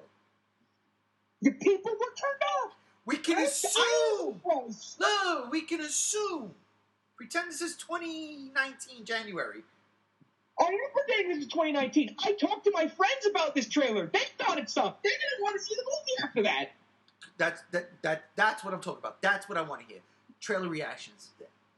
They didn't want to see the movie after that, and now it's like, I don't blame you. I'm gonna see it anyway because I'm a Godzilla fan. But you know what? I get it. Rob, we watched 3 trailers. Not teaser. First trailer. I guess Comic-Con. Second trailer, and then that blasphemous trailer that Gam Gam made me watch and bring back to my mind. I'm gonna go. I don't want to say suicide, but I'm gonna go do something. I'm gonna take my fingernail off later. That's right. That's what I'm gonna do. Oh.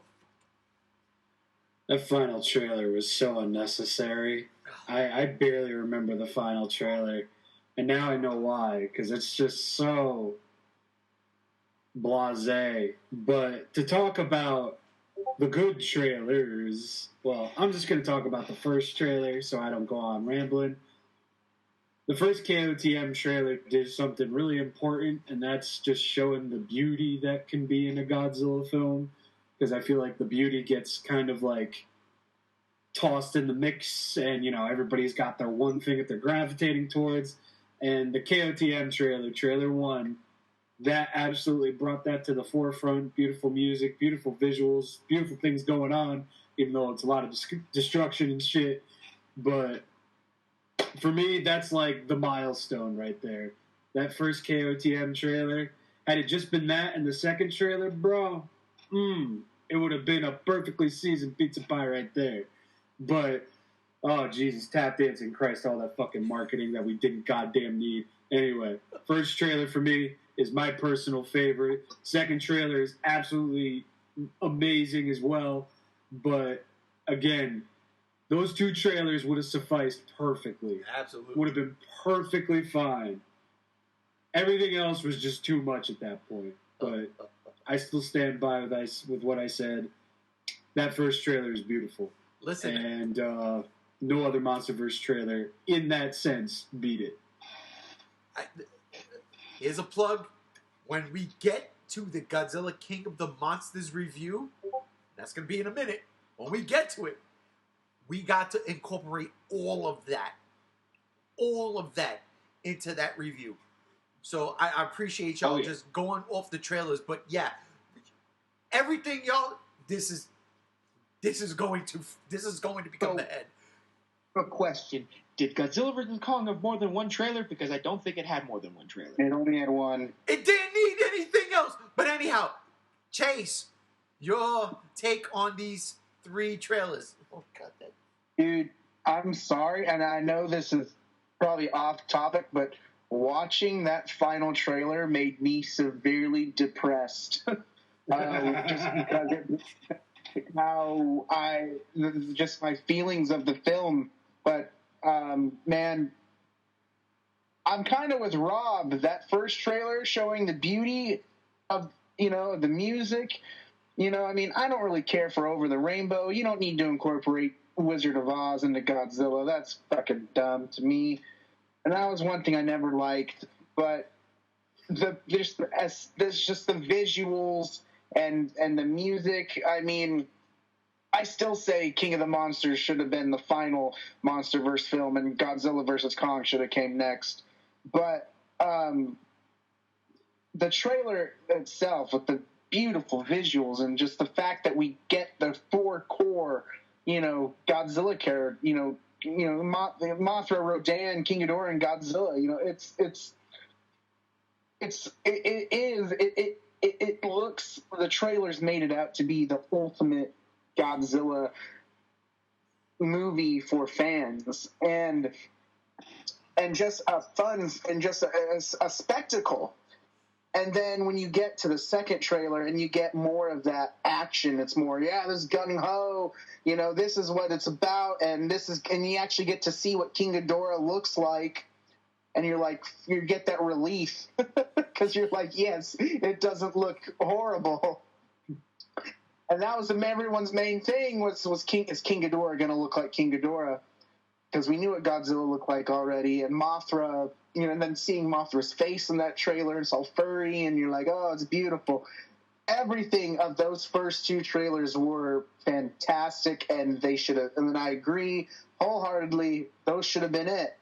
No TV spots, nothing else. Right. But then watching this final trailer and being reminded of everything, aside from the movies, just how oversaturated it was with also the very confusing, you're having all these high action sequences in the trailer, but you're playing Over the Rainbow still. It's like, okay, you're kind of conflicting my mood here, and you're making it seem like, okay, like in my mind, this still should be like the coolest thing ever. And it's like, oh, wait, like I just feel like it's just oversaturated. It's too much. It's too much of the same thing. And it's like that you just wasted so much time on this, and it just brings back a lot of it highlights a lot of like the jokes, and like I never noticed the jokes in the trailer until you brought it up, Ray, and I was like, but I noticed that this time around, and I'm like, I've never noticed that the first time seeing it, and I'm like, wow. Like, that's like, man, that it's a bummer, big bummer. I feel so just sad after watching that trailer. I'm sorry. Gams. I see you. I see you. Is it just me, or is the dialogue stitching in the third trailer just so fucking obvious? Yeah. Oh, yeah. Big time. There's a lot of obvious things in that trailer. A lot of tells. Like that third trailer was just. Yeah, there was a lot of tells in that one. Shit. All of y'all made some great fucking points. That year, okay, I don't remember what other movie. Do not remember what other movie. But that year, there was another movie that played the same exact Somewhere Over the Rainbow music for their trailers. And I was sitting there like, what? And I think it might have been the X-Men. I think it was the X-Men. I'm not 100% certain. But I know there was another movie that played... X-Men came from mine too, but I couldn't picture the Over the Rainbow being added to that. No, but I don't know. You might be right, actually. But that's the thing. You couldn't picture Over the Rainbow with a Godzilla movie. So here's where, like, oh God, Jesus. Just trailer. Again, the movie is its own entity. We get to the review on that. But the trailer, that first trailer, like Rob said, there was something where, even though I didn't feel the music, I really liked the the yin and yang to it, right? This music is so melodic and it makes you feel good, but you're looking at destruction sequences and you're like, what the fuck? It gives you this weird feeling like, I want to love this, but at the same time, oh my God, look at all this carnage. That second trailer was for us, right? It was for Godzilla fans. It was, I mean, not only did we get to see the big four, right? What the fuck was the first one for then? What was that? It's for me. It's for me. What, the first trailer? So not only did we get to see the big four, and I should say the big three and Godzilla because he's a great one, but then we also got to see new creatures, even if it was just so slightly, like the very beginning of the trailer. Or I think, no, not the beginning of the trailer, but the first creature you see is the creature coming out from under the ground, and the oil is spurting out, and all of a sudden, like, as Godzilla fans, the first thing we think of, that looks like a spider leg. What's a spider in Godzilla lore? It's Kumanga! Holy shit! Right? Then you see that one part. You thought it was going serious. Well, not that spider. No, like the mountain one. You thought it was Anguirus. Right, and then the mountain one. No, I was 100% convinced it was Anguirus. 100%. I saw that. I was like, it's Anguirus. Look, there's a thing. You can see the nose. There's a horn, even though it's sliding off. Like, I was 100% convinced. But the fact that they were showing this shit and it was expanding the universe. I mean, because at this point in time, we've got Kong Skull Island, right? So we know there's, Godzilla 2014. And at this point in time, we can compare movies to trailers because we've seen those movies, right? We know there's an expanded universe. So I'm like, oh my God, they're just expanding it more and they're bringing more and more. We're going to be shocked and surprised. That second trailer did everything for me. It nailed it. It was perfect. Then that third trailer, I'm like, why would you make me rewatch that? I literally thought I'd never seen it until I rewatched it and it was like, oh yeah, I hate this. You're welcome. Yeah, thanks a lot. Thanks a lot. Trailer. Oh my God. Now we're all depressed and angry. Oh God. And now That's we true. get to the We're all final. reliving our My Chemical Romance days. When the podcast If you is over, wanted we honesty, should all that's all do you so. had to say. Oh my God. All right, well, we've got one trailer left, and then we've got to rate them. So, should we get to the final trailer? Yes. Let's do it. All right, we'll be right back with Monkey lizard. We'll be right back with our review of the Godzilla vs. Kong trailer. No, man, that trailer is forever hype, bro. This shit's forever hype, even if the movie turned out the way it did. Oh my God! Oh my God! Oh my God! Okay. We just watched the Godzilla vs. Kong trailer. I'm starting with my brother Chase, because he was with me that morning. It was me and him that morning. We were there all fucking morning. He should have been sleeping. That motherfucker said, no, I'm going to sleep overnight. He's an insomniac, people. He does not sleep at night. He went to bed so he could be up early with me doing the podcast. I'm starting with him. Good God almighty. Brother Chase, that trailer. Oh, gosh. I mean, what a release. Finally, with just the anticipation and the burn scorn from that 5-second Sao Paulo crap that was released. I mean, Jesus, just finally getting something to look at. And then when we see it, it's fun. It's the epitome of fun and what to expect from Godzilla vs. Kong.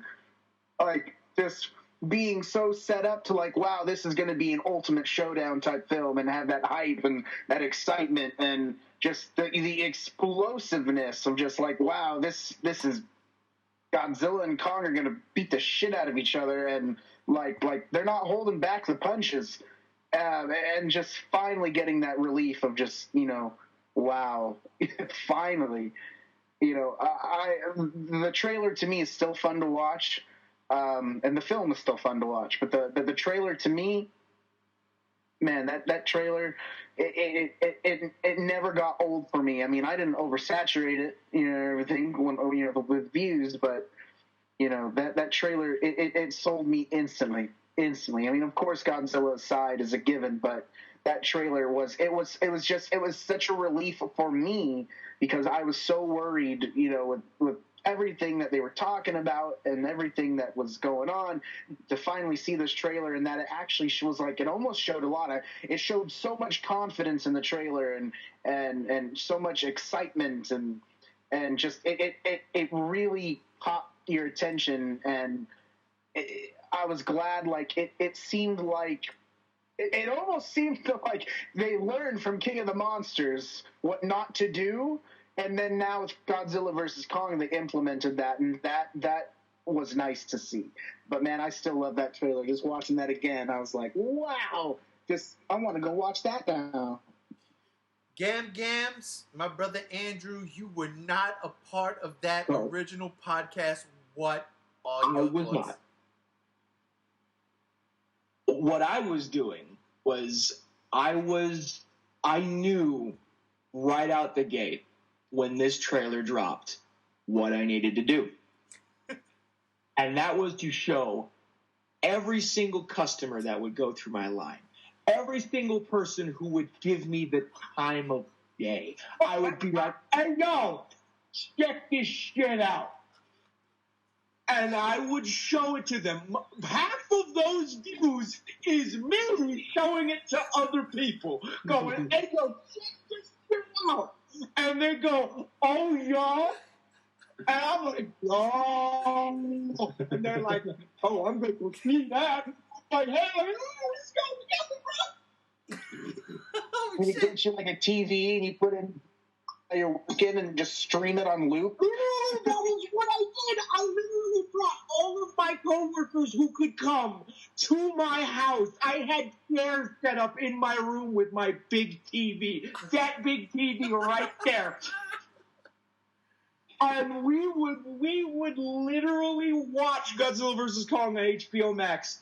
And I think actually, I did not watch it in theaters. That is the one regret that I have, that I did not watch that movie in theaters. I only watched it on my home theater.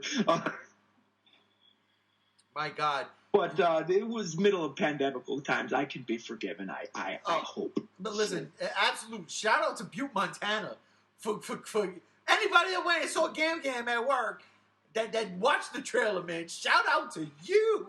Good God Almighty.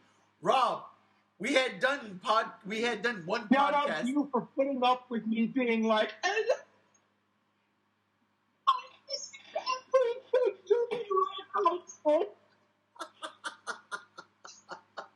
Yo, Rob. Like the trailer itself, it's got the energy. It's got the hype.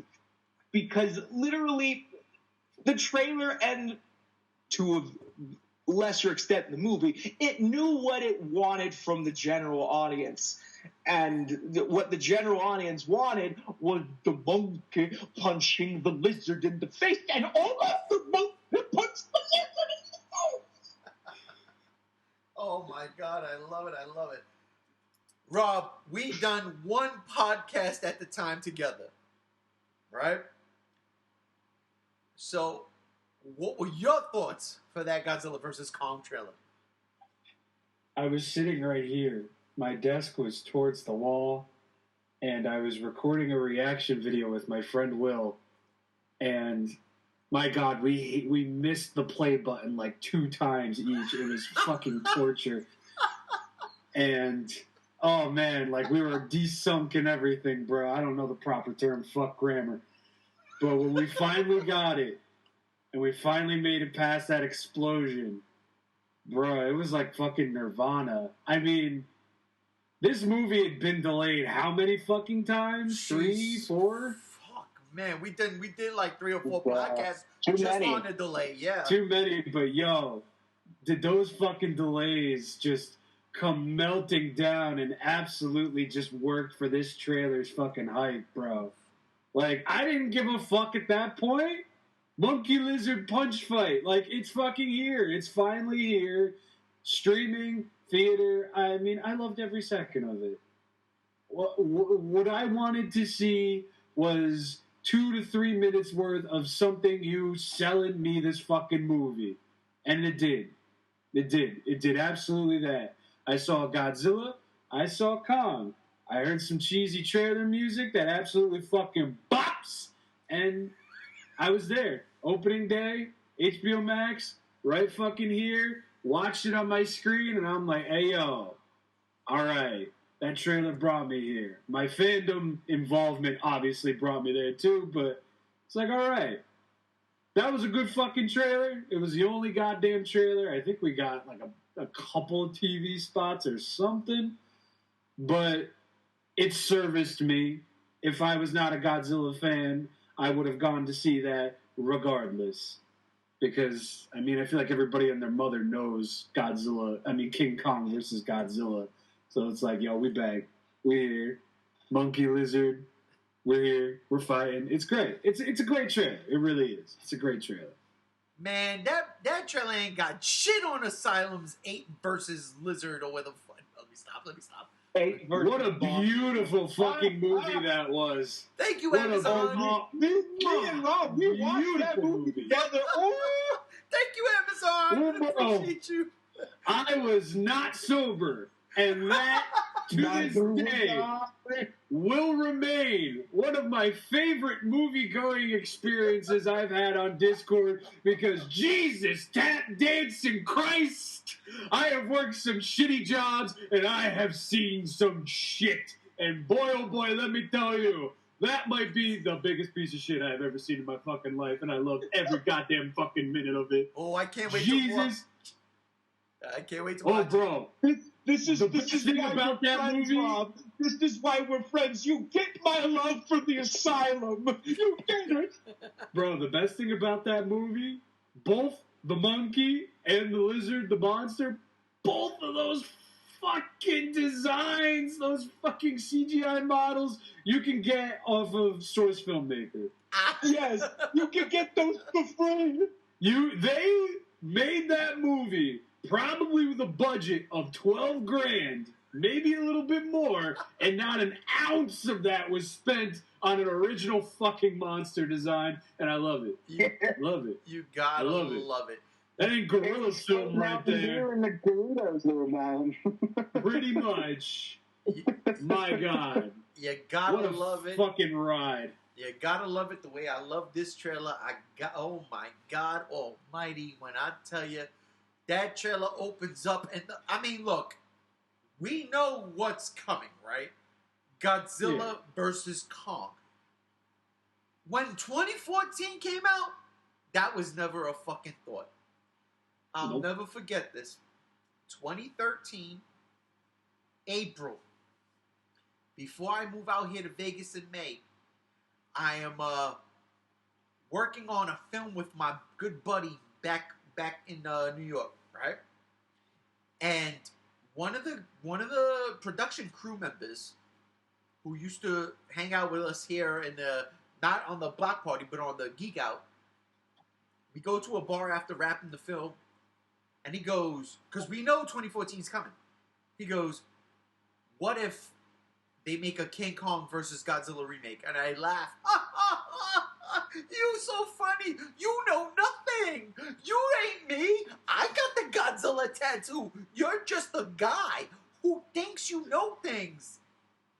He was right. He was fucking... I had no idea it was coming. Up until Legendary put out Kong Skull Island. And I'm not talking about the movie. I'm talking about the trailer. Because it says Legendary. That final trailer, which I didn't see, said from the producers of Godzilla. And I'm like, whoa, wait a minute. If I would have saw that, I would have went to the movie theaters already on this hype. Like, Godzilla's showing up, right? But I didn't see that. And I mean, I knew it's connected somehow. But Jesus Christmas. It happened. And this trailer delivered that movie. It delivered that movie. That last King of the Monsters trailer. Oof. Oof. Oof, the bad jokes, the music. Yes, this movie had to go through a pandemic, right? And it got pushed back several times. Several times we made a whole podcast about the pushback. That trailer saved the Monsterverse, in my opinion. The trailer saved the Monsterverse because you had two of the biggest icons on screen, pun intended, going at it for the first time in over what? 60 years? Right? Yeah, nearly 60 years. Yeah. It's insane. It's insane. Even if people don't know that there was an original King Kong versus Godzilla. People know King Kong and people know Godzilla. Exactly. Within this decade, they know both of them. And here they are, mashing it up. And good God almighty, man, this trailer punched me in my face from the fucking jump and did not let go. And did not let go. And I was totally bought. Hook, line, and sinker. And I, unlike you two over here, I bought 2 tickets. One for an early screening, one for the next one. I went to the theaters. I was like, this shit made me go get my fucking COVID shot. I said, hit me up. I gotta go see this movie in the fucking theaters. I gotta go. I gotta see this in Dolby. I got to do it. This was the first movie that brought me back to the movie theaters because of that trailer. Because of that trailer. I was like, I'm going to the movies to see this. Good God almighty, man.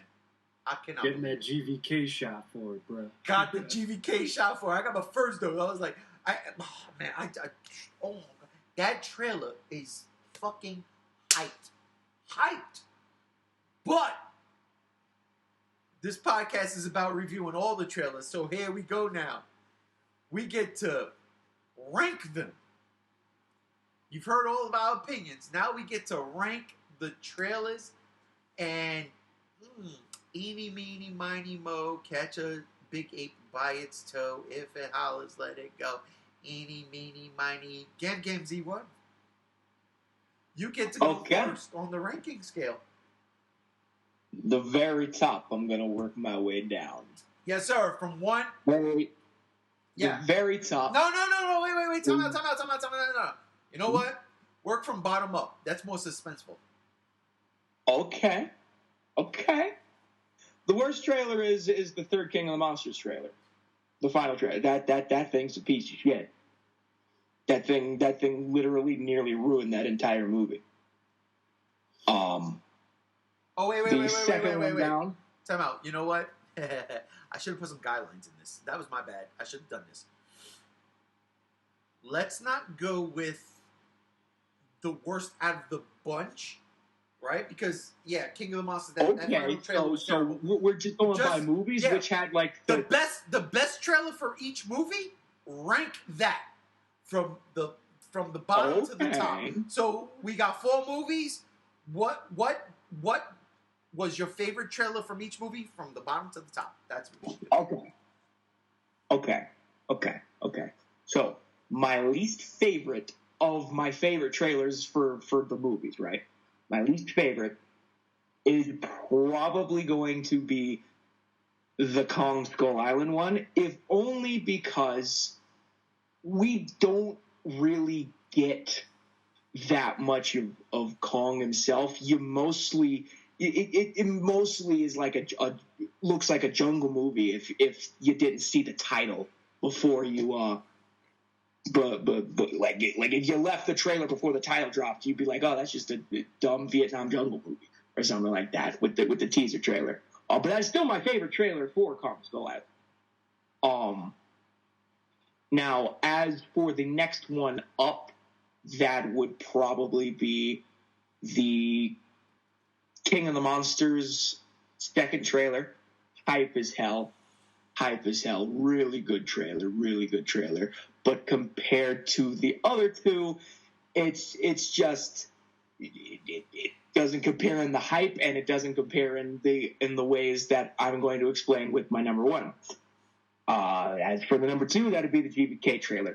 That is pure hype incarnate. I literally put asses in seats at movie theaters. I was so fucking hyped. I love you for And that. kept on spreading it around. You was coronavirus. I was literally the GBK coronavirus. I was the corona bean. Yes. But as for number one, that had got to be the 2014 main trailer. The 2014 main trailer, the music, the suspense, the little teases we got throughout, just and the discussion in the fandom, like on Facebook and stuff, back when it first came out, and that's all we had was just a teaser trailer and this. It was such a good time to be a Godzilla fan. At the time that 2014 trailer came out, I can never not have that be my favorite Monsterverse trailer. Like, that was just, boom, holy fuck, Godzilla is back. I've been rewatching these fucking movies since 2004. I've been thirsty. So fucking thirsty. I was in a desert for 10 years. Finally an oasis. That's why I can't. 2014 is my number one. I'm sorry. Sorry. That's it. So the trailer for so Gam Gam, Kong Skull Island, King of the Monsters, GBK, and 2014 is your number one favorite trailer out of the entire Monsterverse. Yes. Makes sense. Chase, I'm gonna go to you, brother. Rank them. I'm gonna go from favorite to least. No, you can't. You got to go from least to favorite. Least to favorite, okay. Yeah, because it's more suspenseful that way. At least all right, until the my least favorite would probably have to be the King of the Monsters Over the Rainbow trailer. No. Like I told Gam Gam. Just like the guy was doing. You take your favorite trailer from each of the movies. Right. And then you rank it by that. Yes. But you're just meaning one a piece for each movie, right? One right? a piece. Your favorite one from each movie, rank them from least to favorite.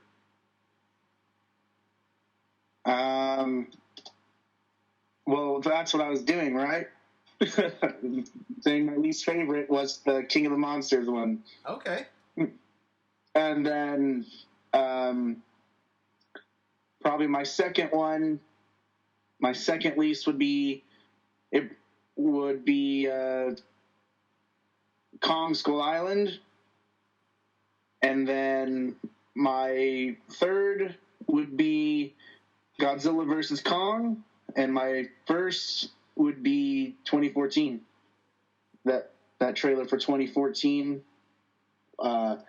just had so much of mysteriousness and, bringing back Godzilla from the ensemble for a span of 10 years.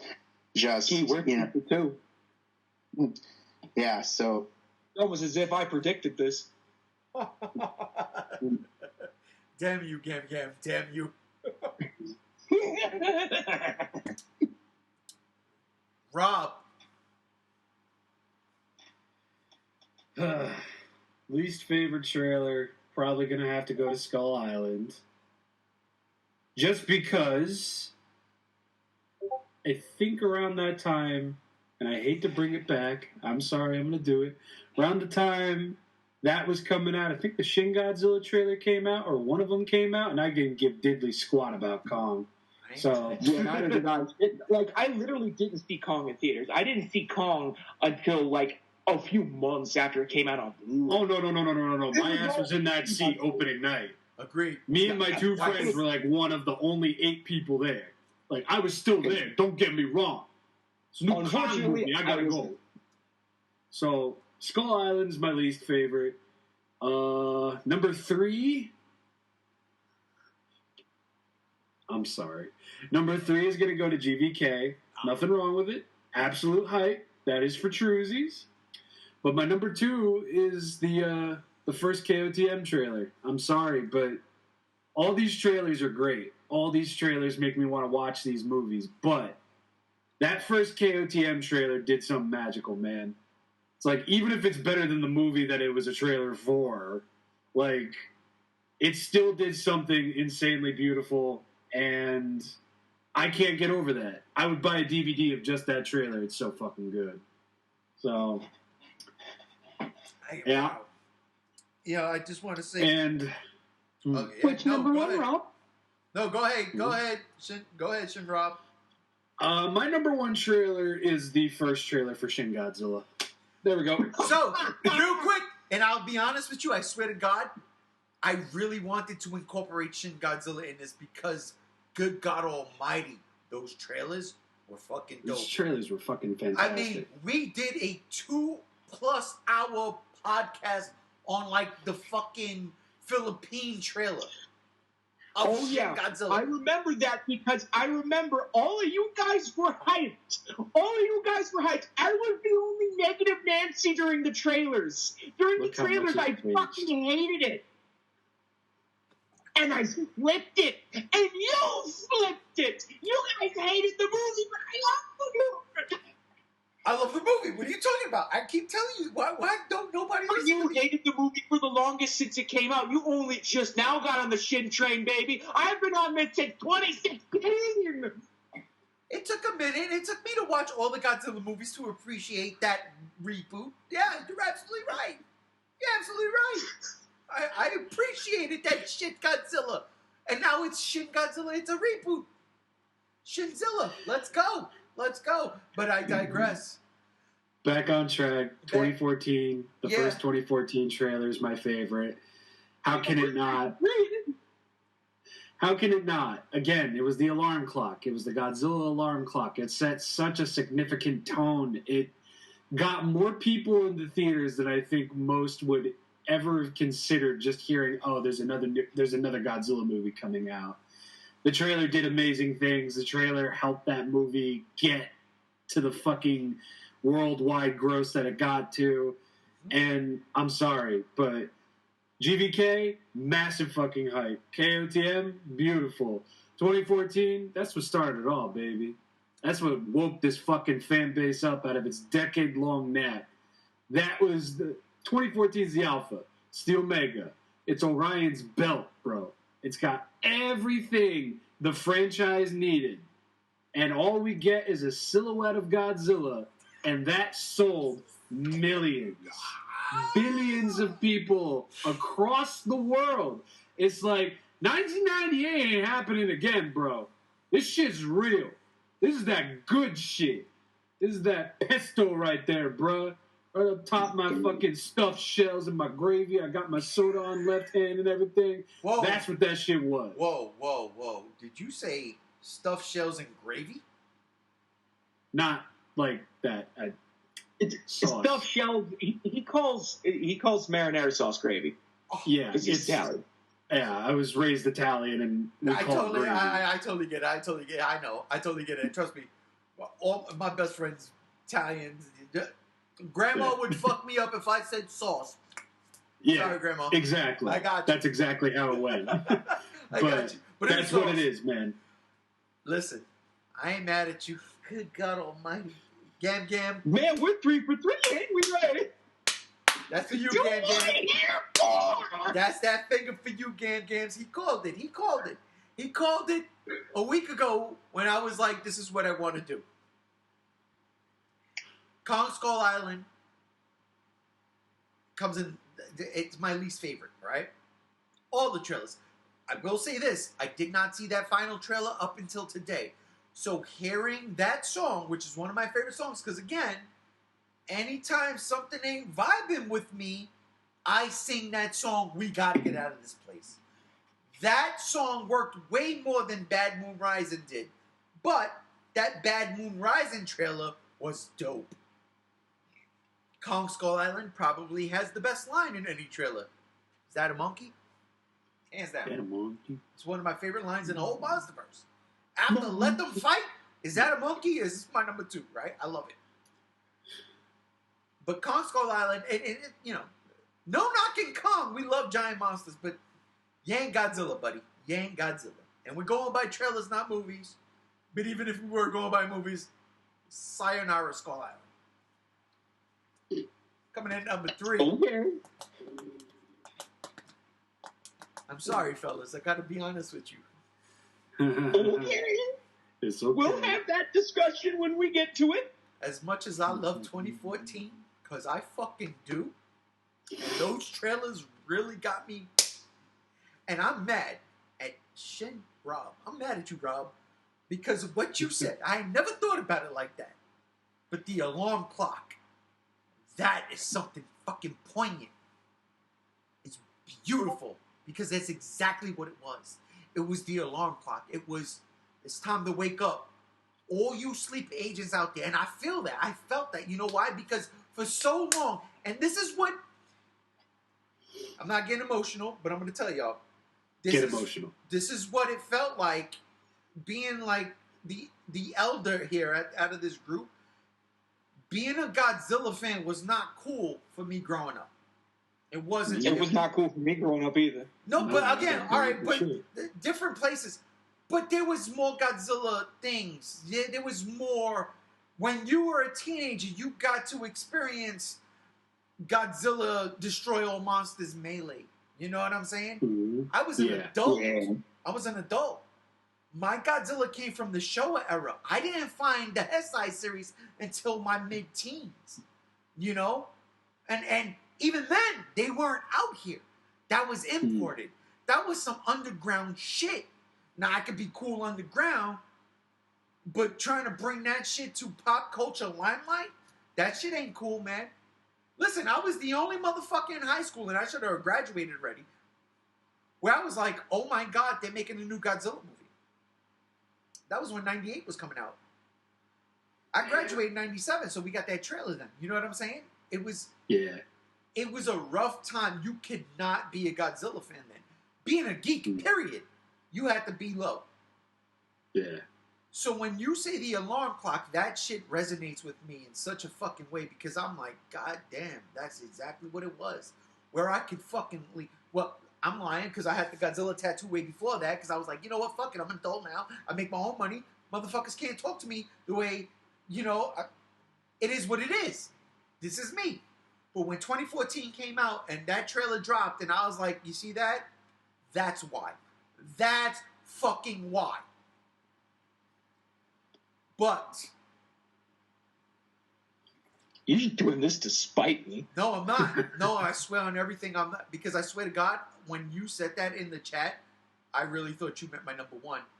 But Godzilla 2014, when I said that's why, I had no idea what was coming next. I had no idea. None. And it wasn't Kong Skull Island, obviously. In terms of Godzilla, I had no idea what was coming next. And again, basing it just off of trailers. Because when we go into the movies, that's a completely different story. But basing it off of trailers, it's a flip of the fucking coin between GVK and King of the Monsters. Right?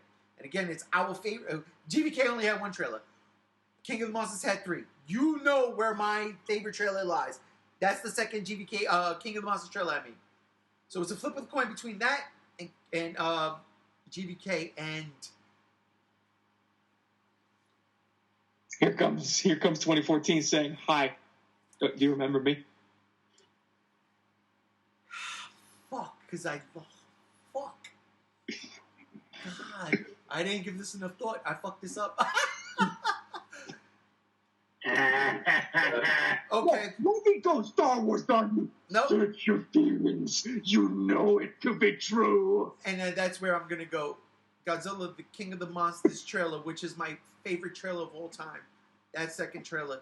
It comes in number 3, and I'll give you my reasons when I get to number 1, which is obvious, GVK. That King of the Monsters trailer 2 ruined me. I was at work on lunch, and that trailer dropped. I watched it choppy on my phone and was like, what the fuck is this? Where I went to my boss and said, I don't feel too good. You all right? No, I got to go home. All right, we'll see you tomorrow. Thanks. I ran home just so I could watch that shit on my TV. And it blew my fucking head off. Blew my head off. Blew my head off. Because here we are. There's the King of the Monsters, obviously.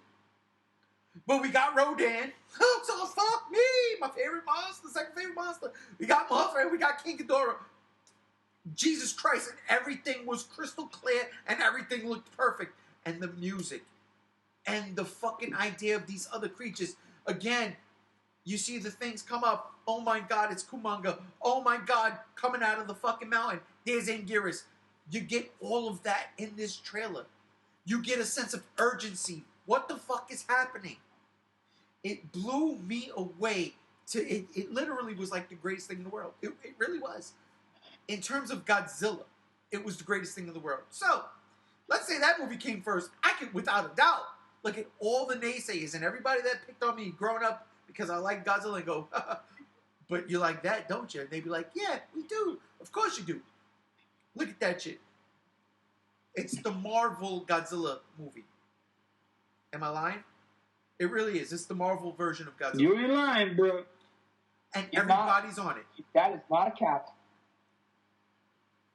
But that GVK trailer, and this is why that's my number one. 60 years, 60 plus years, 58 years, I don't know. Give and take in between 60. The greatest of East versus West. It's the greatest of East versus West. And that one trailer, after everything it's been through, especially a fucking pandemic, and me screaming at the top of my lungs, put it out in November. That trailer dropped 7 months, not 7 months, my math is off, 5 months later, in March. Was it March? February. Yeah, March 31st. That's when the movie came out. That's when the movie came out. The trailer came out in... like February 5th. I think it was February. Yeah. February, okay. And it was the greatest thing I seen when it comes to a mashup of movies since Freddy vs. Jason. And I know that's setting the ball low, but let's be for real here. What other movies? Aliens vs. Predator? That's way down near my big toe. That shit don't work, right? This was it. Legendary set up this universe for this particular movie. So the trailer had to hit. And my God Almighty, when the King of the Monsters trailer... Listen, the only reason why the King of the Monsters trailer ain't number one, if they would have put the fucking Bear McCreary music in that trailer, we might be having a different conversation here. Because it messed up all world. No. It's an American Toho Godzilla movie. Take it all.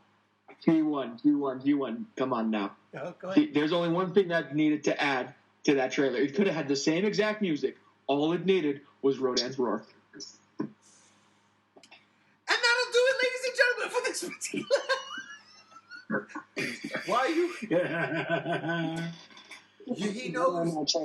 He knows how to take the dagger and stab at thee and just twist it all around. You're right, Yeah, no, listen, if it had the Rodan roar, we wouldn't even have this podcast. I'd be like, fuck y'all. You already know. That GVK trailer, to me, was the best thing in the world. It was the best East versus West. It laid out everything we needed to know. Contrarian. We're 3-1, all right? It's 3 against 1.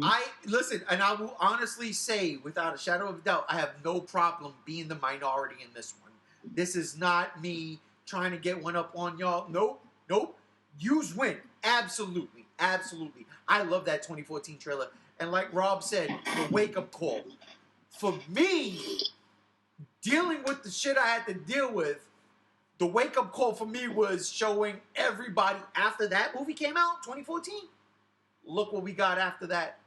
And look where it culminated to. That's when I'd be like, suckers, look at this shit. Godzilla versus Kong. I'm doing a fucking dance. What the fuck? I'm a faggot right now. I don't care. I'm not. Slap my mouth. All I'm saying is, good God Almighty, I love that. I love that trailer. I do. That King of the Monsters trailer is one thing, but that Godzilla vs. Kong trailer, that's the best of both worlds, and that's why it's my number one. But good God Almighty, if Jim Rob wasn't on this fucking thing talking about the wake up call, that's a dastardly thing to do. But yeah. Yes. So before we sign off, last words, anything in this entire podcast, because it's been a long one. Gam. Just want to bring it right back to the beginning. Rest in peace, Takarada-sama. We'll see you again soon. Yeah. Chase? Yeah. It was fun doing all these reactions, hanging out, and vibing for everybody. And everyone talked about boys. Yeah. Just rest in peace, Akira Takarada. You will be missed, and your legend will live on through Godzilla. Shin Rob? Not to be the third one out, but rest in peace, Akira Takarada. Thank you for everything. Movies, Godzilla, unrelated. Thank you for being a real gentleman to your fan base, and you will be loved, cherished, and remembered and never forgotten. Thank you. Rest in peace, rest in power. Thank you guys for having me yet again. It's always a joy hearing some different takes and everything. It's always a fun time. Never anything else, and I had a lot of fun. And yeah, I'm drawing blanks here, so. And that'll do it. My final words. Ogata-san, arigato.